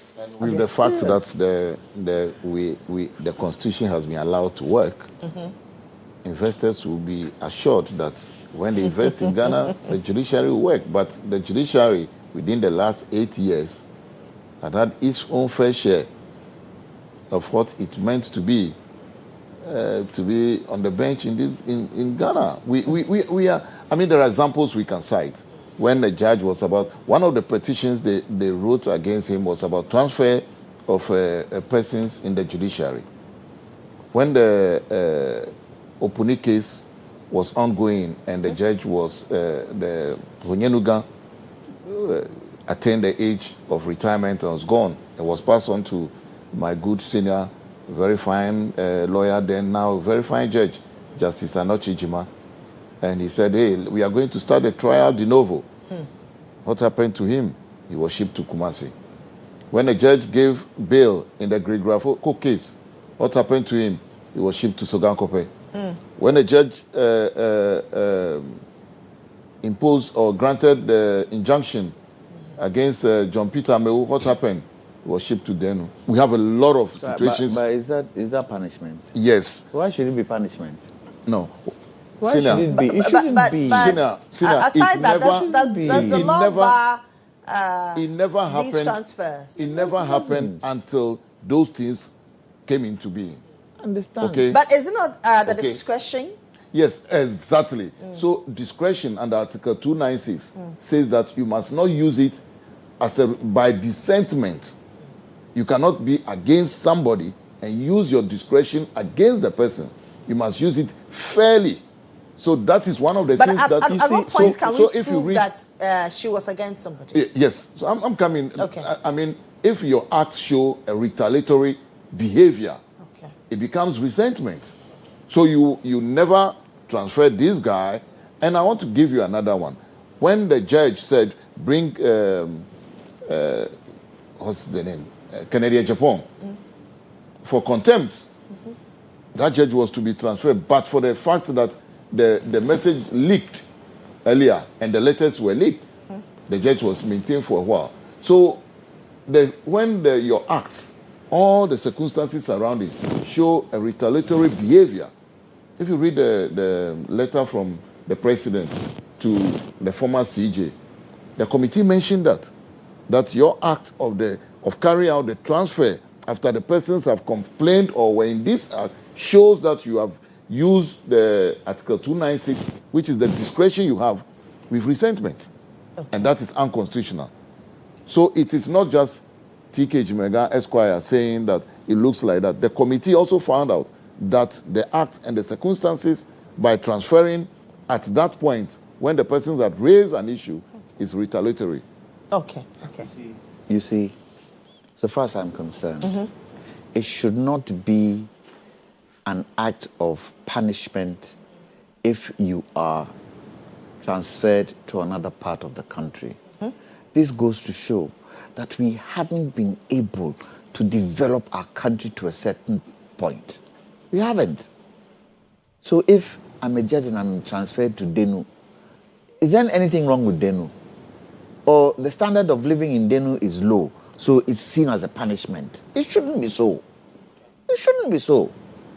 Look, at the present moment, how many lawyers do we have in Ghana? There are just over 9,100 and something since Nkrumah days. Why? And paragraph talks about foreign investors. That is not where the emphasis should be. The emphasis should be on how do we get local people to invest in our country. Okay. Not foreign, everyday foreign. We should try and do it ourselves. It goes to show we haven't been able to create a certain atmosphere in for terms of our locals country. to thrive. And that we are depending on foreigners. And these foreigners, when they come, it not be capital flight. Yeah. Do they not fight for the small dollars we have on our and foreign exchange we have on our market for their own? So really and truly, some of these things should show us that we haven't been able to achieve what we need to achieve to build this nation called Ghana. Because local investment would be fantastic. And if nothing at all, local investment would be in local currency. Let me end by saying, you know what the Kenyans have done? Their loan, their debt with China, $1.5 billion. You know what they've done? They've decided that any money they owe China, they are going to pay in Chinese currency. They are not going to pay in dollars anymore. And by so doing, they have been able to reduce the interest. Are we not still paying in dollars? And the good thing for China is that what they plan to do in terms of getting the dollar out of the system and bringing their currency out. So they've accepted. Should we not be able to help local people also achieve? Okay. How many companies, local companies in Ghana today are in the oil industry? How many years have we been exploring oil? 10, 15 years. There's not one local company or a number of local companies who are in there. So generally, let's see how we develop the country. And some of these things show us that we haven't been able to do it. Okay, okay. Mr. Janto mentioned you. Do you have a rebuttal? No, I will leave him. I'll leave my big brother for the gods. The gods are on my side. They're on my Anyway, side. let's talk about the issue of corruption-related offences and dealing with it. The chief scribe of the NDC, Efifi Kwete, stated that has cautioned party lawyers, the NDC party lawyers, to stop intervening for persons who've been cited for corruption, who are under investigation or who are under prosecution. Paul, let me start with you. And who are those people? He didn't mention names. I see. He says he knows. So I haven't seen. He knows that what? Some NDC lawyers are intervening for some of the persons who are under investigation. I haven't seen. Former appointees of Nana Akufo-Addo. Yes. How are they intervening? They do kulu behind the back. In any case, let me correct here. He didn't say lawyers. I was at the conference. Yes, he said some of us. He talked about the history from 1979, how corruption had engulfed the country, how people were asking for justice. But he was talking to lawyers, wasn't he? Yes, but no. I mean, to lawyers. No. Listen to. So there's a reference. No. Listen to the tape very well. And he said, Mr. Attorney General, I'm sure you are aware of the pressure that is coming on you, and you are aware of the pressure that is building from everybody, and some of us. Now, if he was even talking to lawyers, he said some of us. He's not a lawyer, so if we want to go by the interpretation on the face of it, he didn't mean lawyers. I've seen people. But he was speaking to lawyers. Yes, people. It was a lawyers meeting. Yes, it was a lawyers conference. Okay. And there were others. Let's play it and see what he said. If you have it, you can play it. I listened to it. Yes, we have it. Yes. Director, can you pull it up? Let's for listen me? to it properly. Okay, so the that director will pull it up. So that we don't say things that aren't there. Dr. Palgrave can... I've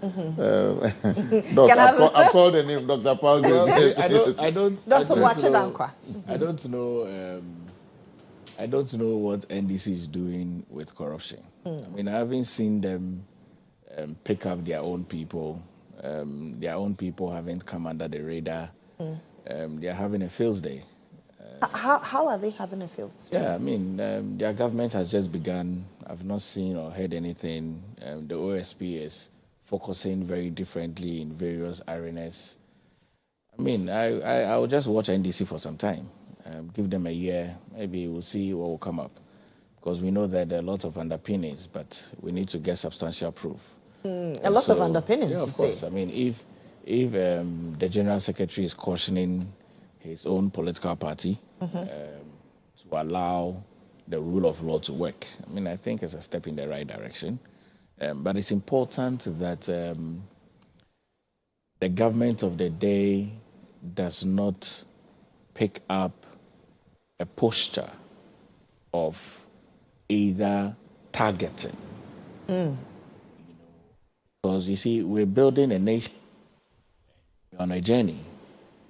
If you target and destroy everybody, you'll be too lonely to cross the river when you need the help the most. So I would advise the government of the day to make sure that whatever they are doing, or it is not either trying to target certain people and bring their names down or destroy their integrity. I mean, if people are... Doc, let me hold you there. Okay, go ahead. I lost your sound. Okay. I wanted the people to hear you. If people have been caught in corruption and corruption-related activities, there is a process you can take them through. There are cases that the Attorney General is going through oral, through public opinion. Even before the cases were sent to courts, there were press conferences that were being done. I mean, really, that's not the Ghana we know. I think that we can do better as a country. Council. I get fascinated when Doc talk this way. It makes my morning. I mean, I can only agree with Dr. Nana Boachi Palgrave that yes, for the past 8-9 months, in terms of comedy, in terms of entertainment, the NDC government has been boring. We've not had scandals. So that has been boring. Yes, we agree. But beyond that, the NDC government within the last 8 months has so far delivered. We've seen some reassignments. Yes, they have so far delivered. Now, the other thing is that the General Secretary was trying to say that let nobody, no matter who you are, come close to say, let us cut a deal for oral. He says that we promised Ghanaians oral. When oral was set up, Ghanaians contributed. They were happy. So, Mr. Attorney General, let no one get close to your door to cut a deal for oral. Indeed, if you have ever visited the Attorney General or the Deputy, their files are as tall as this. Because they want to have a thorough document and a thorough docket before they start prosecution. It might appear that... But many were also questioning why, if you have a lot of issues to deal with, if you have to do thorough investigation, then why come into the media and make us feel as though, well, you are really on course, you're headed to the court? Oh, they are on course. For example, if you take the Dubois case, by December, the government would have finished his side of the case. And that is very fast. Okay, granted that they were arrested about 3 months ago, and we are in legal vacation, take 2 months out, and by December they are finished, because they've started calling their witnesses. And I think they are calling only 2 or 3 witnesses. That's what they've indicated. It's been very fast. But Lily, the other part is that what would have happened if they had not come out to tell us what they are doing? We would have been dark and would have been saying they are doing nothing. Now they're giving us an update. And it happens in very good jurisdictions that the AGs give us, or the DAs in the US, they give updates. This is where we are. We'll not talk further until this other thing happens. So oral will succeed. I have no doubt in that. Oral will succeed. But the wheels of justice, as we say, grind slowly. And NDC cannot fail in prosecuting or executing the oral agenda. If that happens, we are doomed. Ghanaians have so much hope in NDC to see to the conclusion of oral. And that will surely happen. And I have the firm, at the lawyers' conference, the Attorney General was there. He spoke to us. He gave us the assurance of things being done. The caution by the General Secretary is not just meant for lawyers. It's for everybody, that don't try and do anything to derail the oral thing, because all eyes are watching. And indeed, if you listen to the, assuming if we play the tape, you will notice that the lawyers clapped very hard when that statement was made. So to me, it is not necessarily just for lawyers. Anybody.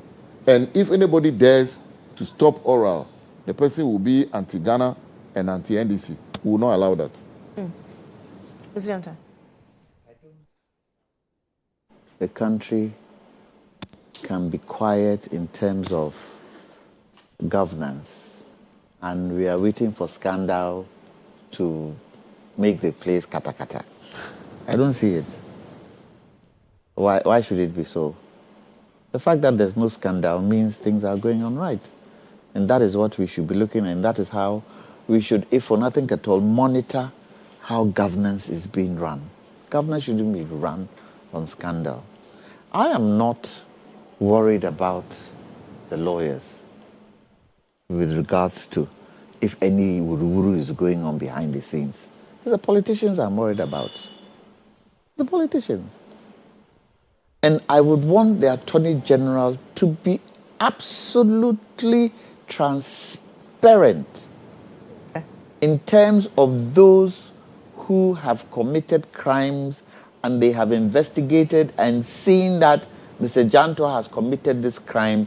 Be transparent and let us know the nitty-gritty details, so that if anybody is trying to go behind the scenes, the people are aware of what Mr. Janto did.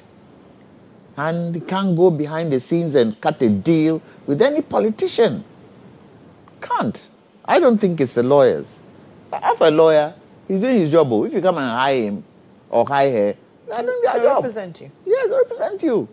That's why lawyers can be prosecution lawyers and can be defense lawyers at the same time, at any time they want to. Yes, there are some lawyers who would specialize in prosecution, and there are some who specialize in defense. But generally, they are doing their work. It is the politician. That is where the question is. That they will do deals with whoever it is has been caught within oral. When President Mahama brought up oral, wasn't everybody happy about it? When they brought the stacks of cases and showed the people of Ghana, it goes to show that there is something amiss in there. It would be a shame if after all this, not one person is prosecuted. And if one person is not prosecuted, they should tell us and be transparent why they didn't find anybody had done anything wrong where oral is concerned. Okay, so let's try as much as possible to rule this country with the people, and rule this country with the people by being transparent every step of the way. If we start now, hopefully next governments that are going to come on would also follow it, and we'll get to a point where you do wrong and you know you're out there. You do wrong and you know you'll be embarrassed. And that is where we want to get to, not do things behind the scenes. Okay. Let's listen to the chief scribe of the NDC, Fifi Abikwete.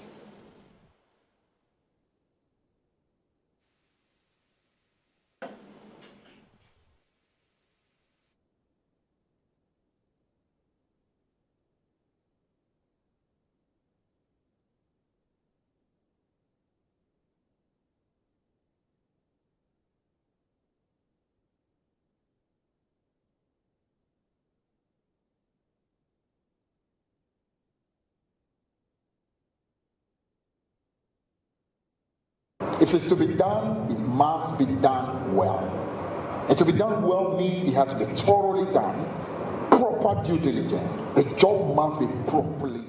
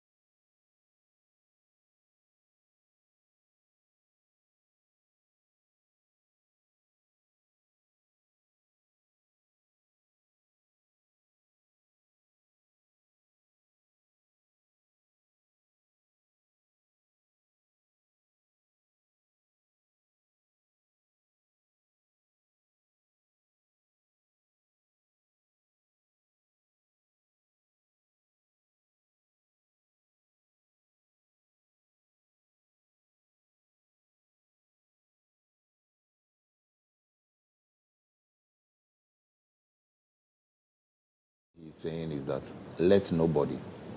And the persons he's referring to might not necessarily be core NDC people. There might be somebody who feels that, let me talk on behalf of somebody. But his advice is oral must succeed. And nobody should stand in the way of oral to succeed. I can assure you that there is a genuine commitment within the NDC for oral to succeed.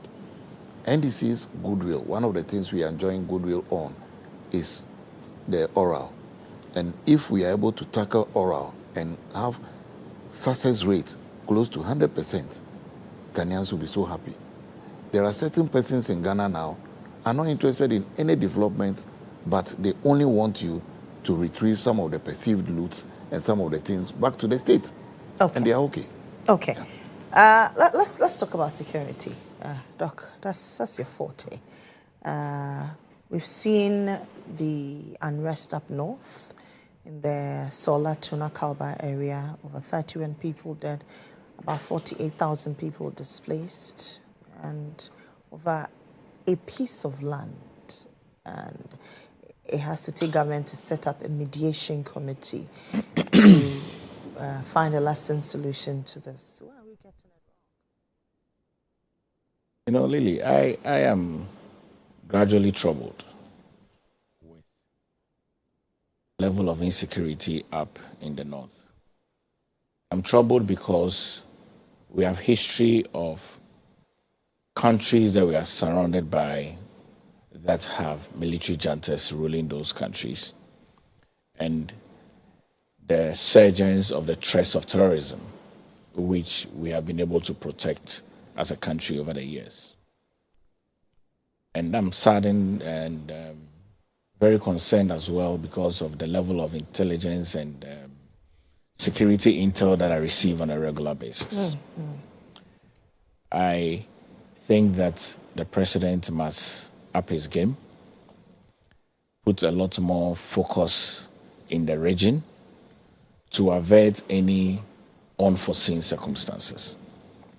I also would admonish the Ministry of Health and the Minister to also ensure that we don't have any outbreaks as a result of the large number of people that are gathering in those displaced areas. Ghana has always been a country of peace. How is it that in 2025 we have Ghanaians that are becoming refugees? In other countries. And in other countries where their lives are even at risk because of the threats that I've raised, threats of terrorism, threats of democratically elected governments being overthrown. I mean, these are not things that you would once upon a time want to have it mentioned of Ghana. I hope that the law will take its full course. I hope that the Small Arms Commission as well would step in, because people have arms in this country, non-legal weapons that they are using, and the trading of arms is ongoing regularly. It means none of us are safe. If the tribe that hosts us, as we have been told, that they host us in Accra, if the tribe that hosts us is preparing for their festival and there are clashes, and the police seem helpless, and a son of one of the kings will die as a result of those clashes, it means we are not safe. We're beginning to have minor pockets of insecurity across. And I will call on the Commander-in-Chief of the Ghana Armed Forces to step up. It will be good for the president to call for a state of emergency. Think so? At this point we need? Absolutely. In the area? Yes, in the area. It will be good for him to call a strong state of emergency. It will be good for us to tighten security presence, because you don't want infiltration of people, because now people can immediately infiltrate from Burkina Faso, from Cote d'Ivoire into Ghana, and all types of people that we do not know. Okay, we don't want our country to be under attack. I mean, that's all I'm trying to say. And so this must be handled with the greatest of sensitivity, with the greatest of care, and with the greatest of attention.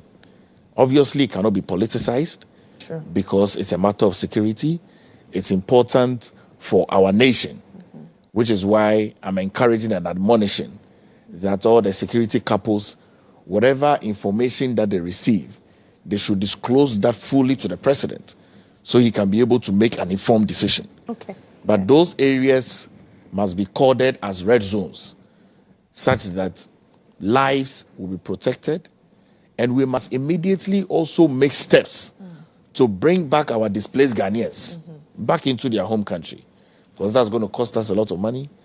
NADMO have to go in. I've been told that UNHCR is also going to go in to attend to their humanitarian needs. But this is not like, these issues, usually we hear it in the southern part of Africa. You hear it in South Sudan, you hear it in Angola, you hear it in Haiti, you hear it in all those countries. But, it's new in Ghana. Let's nip it in the bud so that it can come to an end. Council.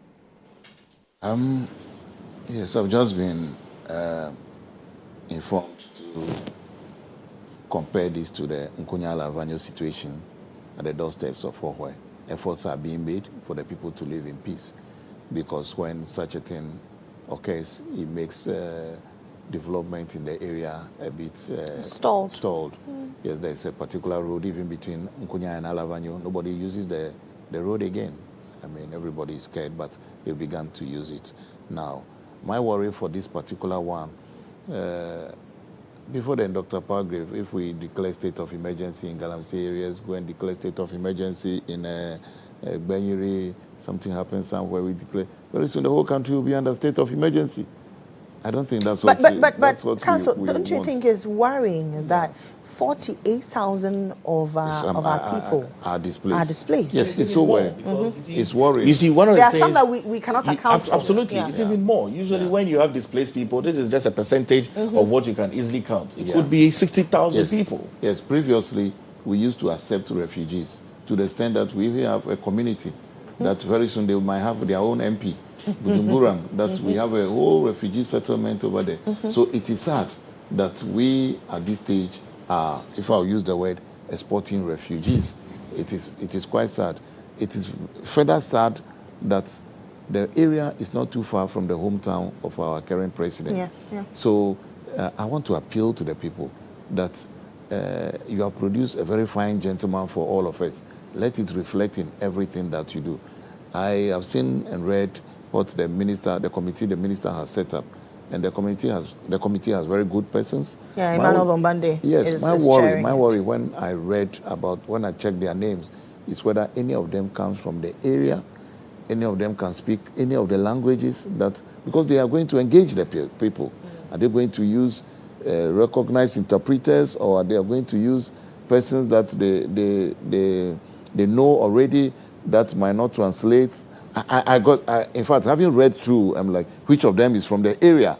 And if the person is from the area, is it neutral or not representing one? That is one thing that worried me. But you see, one good thing about Ghana has been our intertribal marriages. I believe people in that area have intermarried. And why do we have to allow this? You are killing your brother's husband, you are killing your brother's wife, your sister's husband, etc.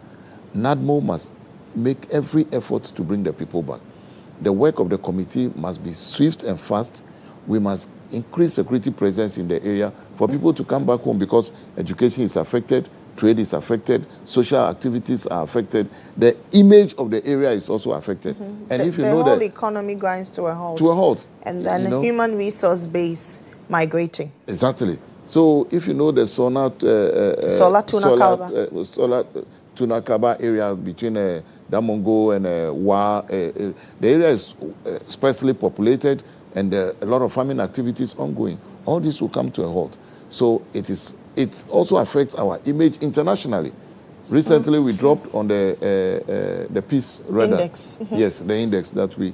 So I believe that he's talking about image internationally.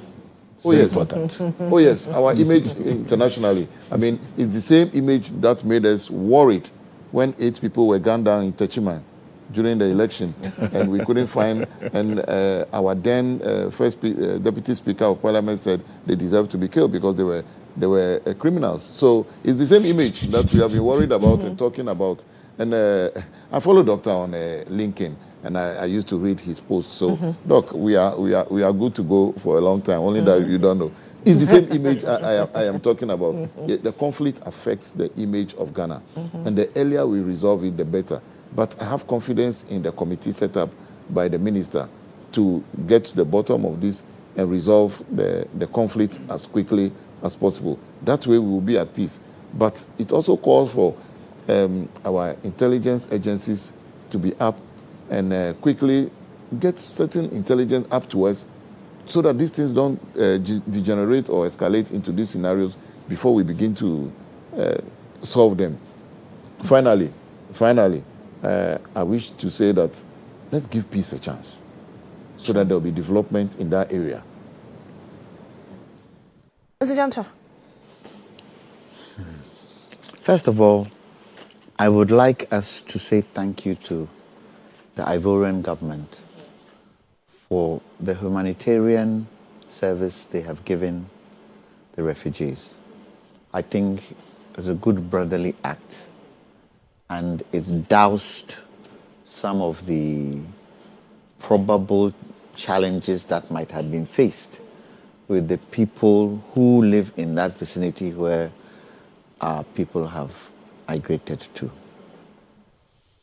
But Lily, the question for me is, what are the chiefs in the area doing? They have a responsibility to the people. It's not only government, it starts from there. If there are situations where people are not seeing eye to eye, how can you have such a right over a piece of land? What is the use of the chiefs there? What's the use of local government there?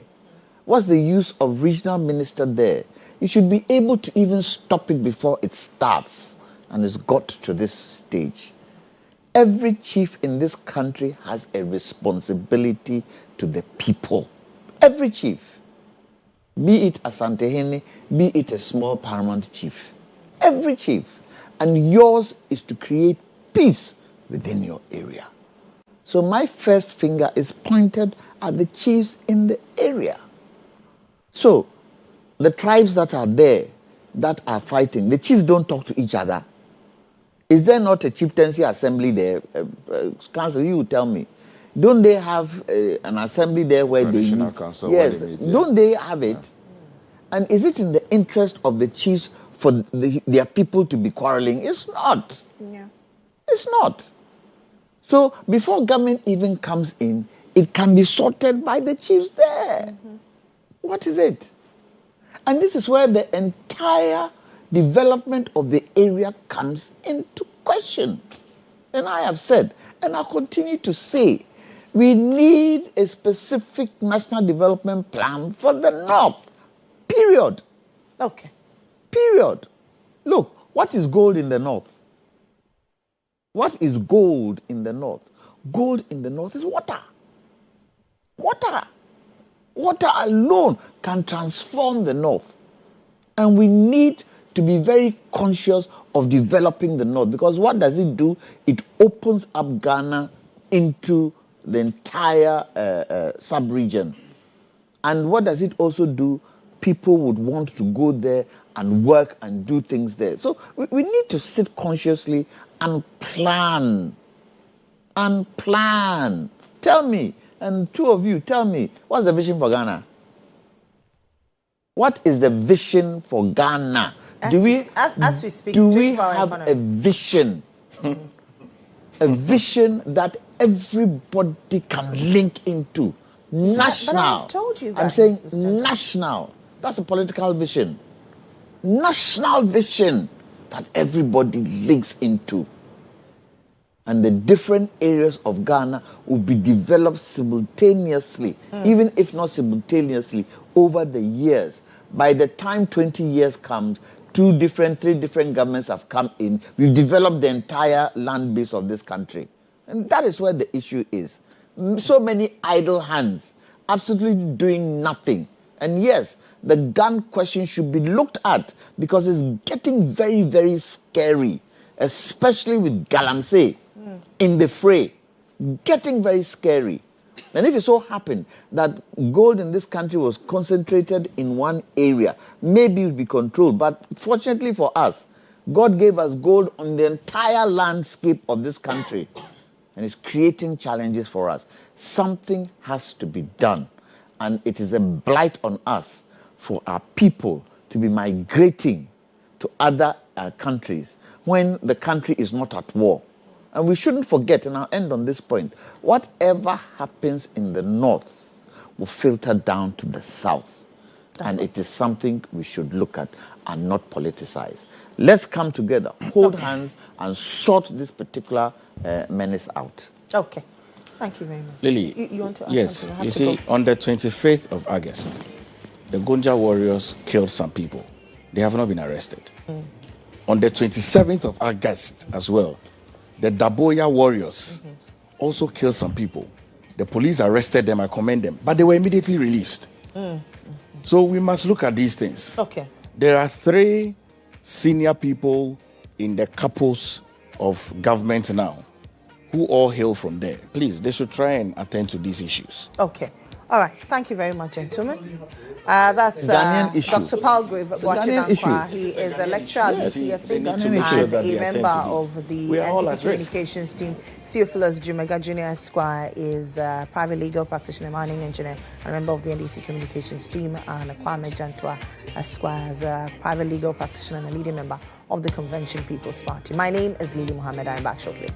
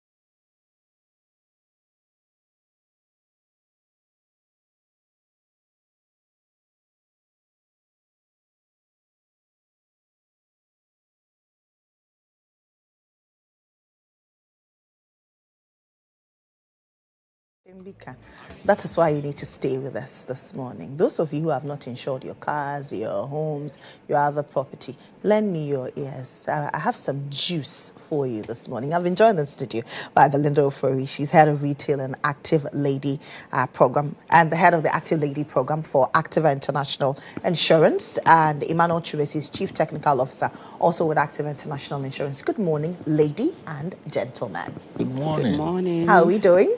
We're good this morning. How It's are good you? to have you. I'm doing awesome. Thank you for asking. Tell us about Activa. I see a lot of your stickers around. I see a lot of your promos around. Tell us about Activa. Okay, so Activa is one of the leading general insurance companies in Ghana currently. We have been in Ghana for over 15 years, and Activa is also a member of a Pan-African insurance group, that is the Activa Group, which is the originator of the Globus Network. That is a grouping of like-minded insurance companies. So through the Globus Network, Activa is present in over 49 countries across Africa. But as the Activa brand, we are also present in 8 countries. That is where you will see Activa subsidiaries. But through the network called the Globus Network, we are present in over 49 countries. So when we say general insurance company, basically, we insure assets, we insure businesses, we insure retail policies or products like motor, homes, travel, etc. That's a general insurance company, but we don't do life. Oh, you don't do life? Yes. Okay. Right. You've launched new products. Walk us through these new products. And I'm sure people are waiting for the juice, how people can have access to it.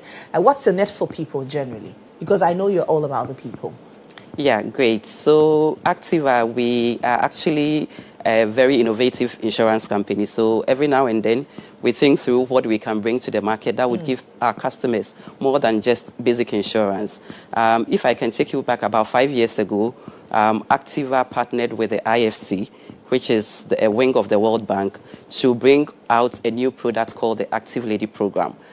Basically, that was to support women in business, to protect their businesses against fire, against burglary, provide them with personal accidents. And it even goes beyond that by providing a maternity leave stipend.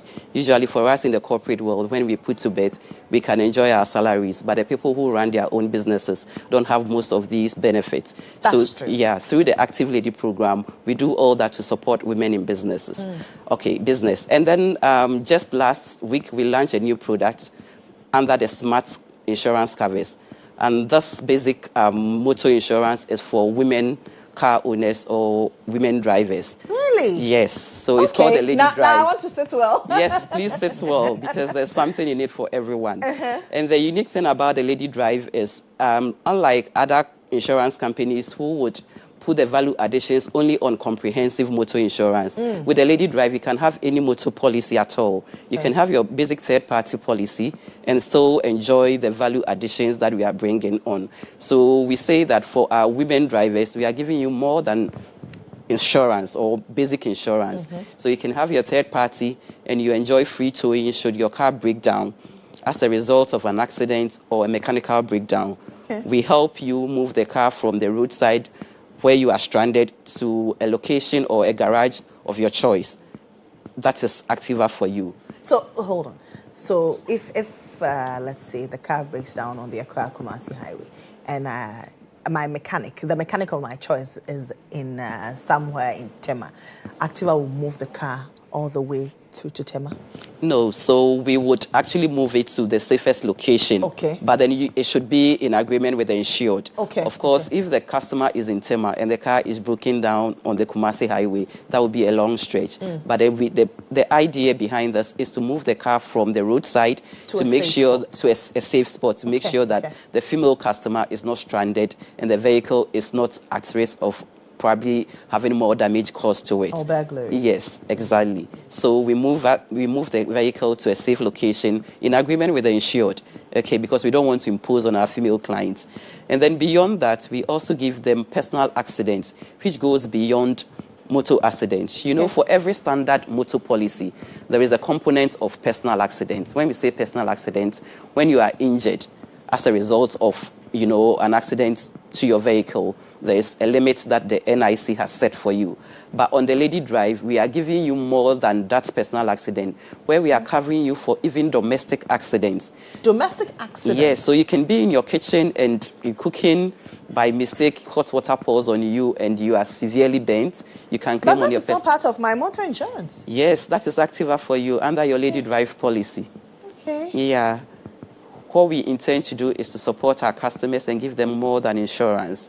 Yes, so we provide that for them, personal accident cover, which is 24/7. So basically, wherever you find yourself, should you be injured and it results in visible injury, then you can claim on your PA policy, the personal accident policy.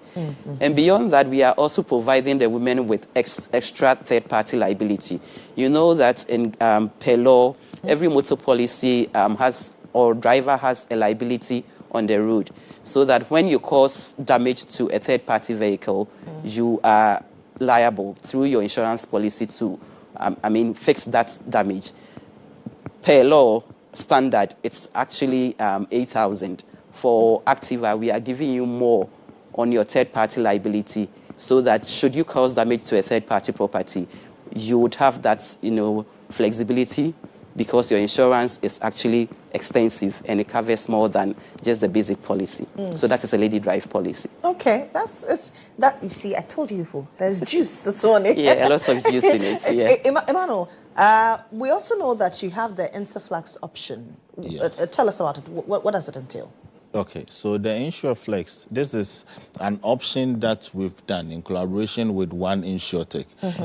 Payment of premium can be very, how do you call it? It can be very expensive these days, especially when cash flow issues we know now is becoming very difficult for us. So what we've done is with just your normal insurance, be it your motor insurance, your home insurance, you can actually have the option to pay in installments over an agreed period, so that you will not have to cough off the entire premium at the beginning of the policy to pay the premium. We all know, there is no premium, no cover, which the regulator strongly, backs that. But we have actually, through collaborations and through some innovative ways with an InsurTech, we are able to assist people pay their premiums in installment over an agreed period to make sure that they have the full cover, although they may not have that ability to pay upfront. So that is the InsurFlex. And you can only do this if you have the muscles, the financial muscles to do that. For many Ghanaians, they say that, to get insurance is expensive. How expensive or otherwise is Activa? Since you're all about the people. I always say one thing. Insurance is not for the rich. Insurance is for the smart businessmen, or the smart business people, or the smart individuals. Smart businesswoman, please. Smart businesswoman. So imagine you have a small business, or even your personal car. You go about your business, you don't do insurance, and there's an accident. It means you need to cough up the money to go fix it. But where you have a reliable insurance like Activa International Insurance, then you can be rest assured that even in that time of trouble, we will come readily, to assist you, pay off, your car repairs. If there are third parties involved, like as my colleague explained, we will even go a step further and settle all those bills for you. And usually, as you know, accidents don't come when you have money on you. Yeah. They usually happens when you are actually very down. And these are the moments that you realize that insurance, is something that you really need to have. If you look at the big companies that are around, we don't struggle selling insurance to them because they do understand the value of insurance. If you have a small business and you've invested, your capital to buy machines, you just paying something small for insurance so that if there is a breakdown, if there's fire, if there's an accident or anything, the insurance that you have bought in that time can come in actually and then put you back where you are, so that at least the distraction that was caused by that accident is reduced to the barest minimum, and you can quick start your business as soon as possible. So that is the value of insurance. And back to the question, Activa, whether we are expensive or not, Activa is for the ordinary people. Okay. Yes, Activa is for the ordinary people. And as you know, insurance in our markets, most of it are regulated. So whatever we do in terms of premium is always in line with what the regulator says, which is the NIC, National Insurance Commission. Yes. So we are for the everyday people. So everyday people, please, where can Activa be found and how do people reach you? Okay, so we have our head office not far from here, North Ridge, number 2 Yamiogo Road. That is on your way to Alisa Hotel. We are opposite the North Ridge Lyceum School. Yeah. And then we also have branches across the country. We have a branch around airports, just by the polo grounds. We have branches in Kumasi, Tamale, Takrade, and all over with agency offices as well. Yes, so Activa can be reached. Let me give you a WhatsApp number. That's 025-737-0377. That's 025-737-0377. You can also call us on our toll-free line. That is 0800-377-477. 0800-377-477. On social media as well? Yes, we are on all the platforms, LinkedIn, WhatsApp, Instagram. Yes, so they should just call abled ladies at the call center and make all the inquiries they want to make, and we'll give them all the explanations needed. Yeah. When I say active, how do you respond? Our clients are passion. Okay, so please, clients. And in case you're also working with a broker, just tell your broker that they should come to Activa to come get your insurance for you, and they will do that. You, the client, is their passion. That's Belinda Ofori and Emmanuel Chumesi. Belinda is head of retail and Active Lady program, and Emmanuel is the chief technical officer for the Activa International Insurance. I am back shortly.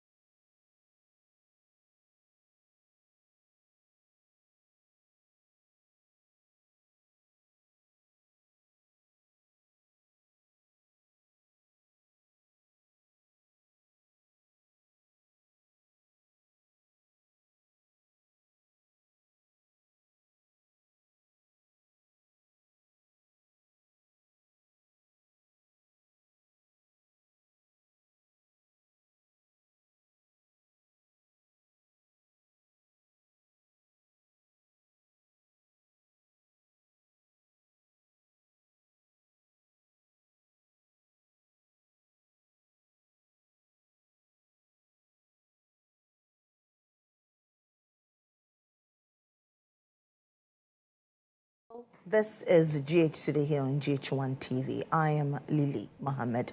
Let's talk about political strategy. And some students think that they have the brains for political strategy in Ghana. I've been joined in studio by Callistus Chanagia. He's with Fusion Consult, and Amin Mohammed. He's with Top Tier Consult. They have a program coming up. Is the Political Strategy Lab 2025. Good morning, gentlemen. How are you? Good morning. We are fine. It's good to have you. Political Strategy Lab. What is it about, and why Political Strategy Lab? Why the name?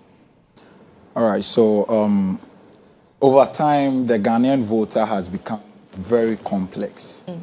And so if we look at the trend of elections, you realize that voter perception, voter sentiments, what influence people's vote is changing with time.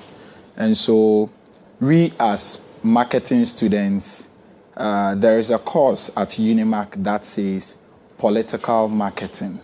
And what we basically seek to achieve is that since the voter is changing, it is also right that political parties or political actors also change to suit the day-to-day complexities of the voter. Okay. And so what this basically means is that we are consultants, and we are consulting in favor of the various political parties to be able the to... various, you mean the two leading? The duopoly. Okay. Yes. NPP and NDC. Yes, NPP and NDC. So I'm from Top Tier. We are consulting for NDC, and it is a research-based activity. We run our research. We did all interviews from informal sector to the formal sector, to youth, to students, to be able to present some findings to the NDC on how to stay in power, how to remain attractive to the Ghanaian voter over time, as and when they keep changing.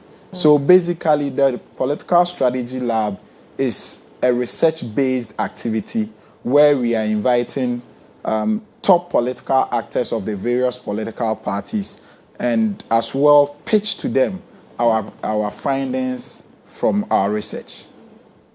Callistus, why did UNIMAC create this platform for final year students? So, just like Amin said, this is an opportunity for the students to bridge the gap between what we learn in academia with what actually is being practiced outside. So, because of this program, you see that we have embarked on several research activities to understand why some of the things are happening in the various political parties and how best we can help to remedy those challenges that the political parties face. So, for example, we all know that now all the efforts of the NPP is to gain back power. So this gives us the opportunity that it will help us to, if you like, it will help the students to be able to understand what is happening in the political sphere and how, when they get out of school, they can help to modify or help the various political parties in gaining back power. How do you intend to use the Political Strategy Lab to bridge the gap between classroom learning and real-life politicking? All right, so in bridging the gap, you realize that through research, students learn how to do research. Students learn how to do political presentations. In class, there were several opportunities where we debated on several topics. And we also understand that most of these political parties must adapt the MOP strategy, that is marketing-oriented political party strategy, in the sense that you should be able to tune your policies, your products to suit the expectation of the new voter. And so we are learning these strategies in the sense that since we are, I wouldn't like to say future generations because we are already in the future, the next set of leadership is probably going to come from us. And so it is only right that we learn these strategies and be able to apply it as and when we want to switch or we want to join the political industry in the near future. So it's basically giving us hands-on experience on research, political debate, policy development, all sort of political activities to be able to be ready for the not so far future. When is this program? It's this coming weekend, the Saturday, September 13th, at the Unimark IJ campus at GHOne. Okay. Why should people coming? Is it open to the general public or is it mainly for students? No, it's open for everybody. And we even encourage that if you are watching this program, you find time to pass by, because it's going to be a very educative program. And we are going to bring to bear all that we have been learning in this course. And we hope that we can encourage more people to come on that day, because you will not come and go the same way you came. You are going to go with knowledge that you didn't know, that is informed by research. Yeah. Is it open to, is it free or you have to pay a token? It is absolutely free. Okay. Absolutely free. And it is not just us students. Okay. We have invited some of, I think the minority leader will be joining us. We are also expecting the General Secretary of the ruling government. Okay. We have several other political big wigs will be passing through that we will be pitching our findings to, so that if anything, if they find, let me say, excuse my language, if they find substance in what we are presenting to them, we think it is only right that they will adapt some of our strategies. Okay. All right. Thank you very much. We wish you all the best. Is there anything you want to tell your colleague students? Well, thank you so much for having us. What I would like to say is that the world is changing. Every human being is a political human. So long as you are able to take decision in your mind, you are being political. So it is only right that you join us on Saturday at Unimark IJ GHOne campus. What time does it start? 9 a.m. 9 a.m. Okay. And then you learn about all that you need to know about politics and the marketing strategies that political parties must adapt. Thank you so much. Tell us this. Yeah, so just like Amin said, the world is evolving, and the strategies that politicians were using 5-10 years ago are not applicable now. So we are urging that if you want to be abreast, if you want to understand the political ecosystem very well, when you come to that program, we would bring to bear some of the shortfalls, some of the things that the political parties are not doing right, that is making them suffer the defeat they are suffering. And that we will also suggest remedies. Okay. Yeah. Okay. All right. Thank you very much. That's Callistus Chanaga. He's a Fusion Consult, and Amin Mohammed is with Top Tier Consult, all students of Unimark IJ. Let's do some celebrations now.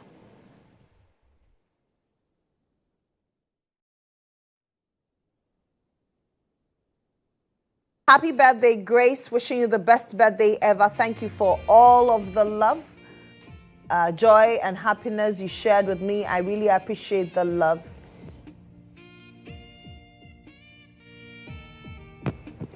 Happy birthday to our darling princess on this day. We wish you a world filled with laughter, love, and all the things that bring you joy.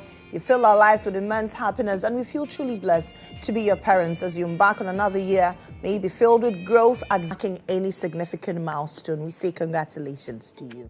And so the birthday celebrants want to celebrate you with a beautiful song. And on behalf of the entire team led by Ibrahim Alassan, Terry, and Nurain, and the beautiful Nakwali, we say thank you very much. The camera, sound, lighting, floor, and everybody who is always behind the scenes say they appreciate you. My name is Lily.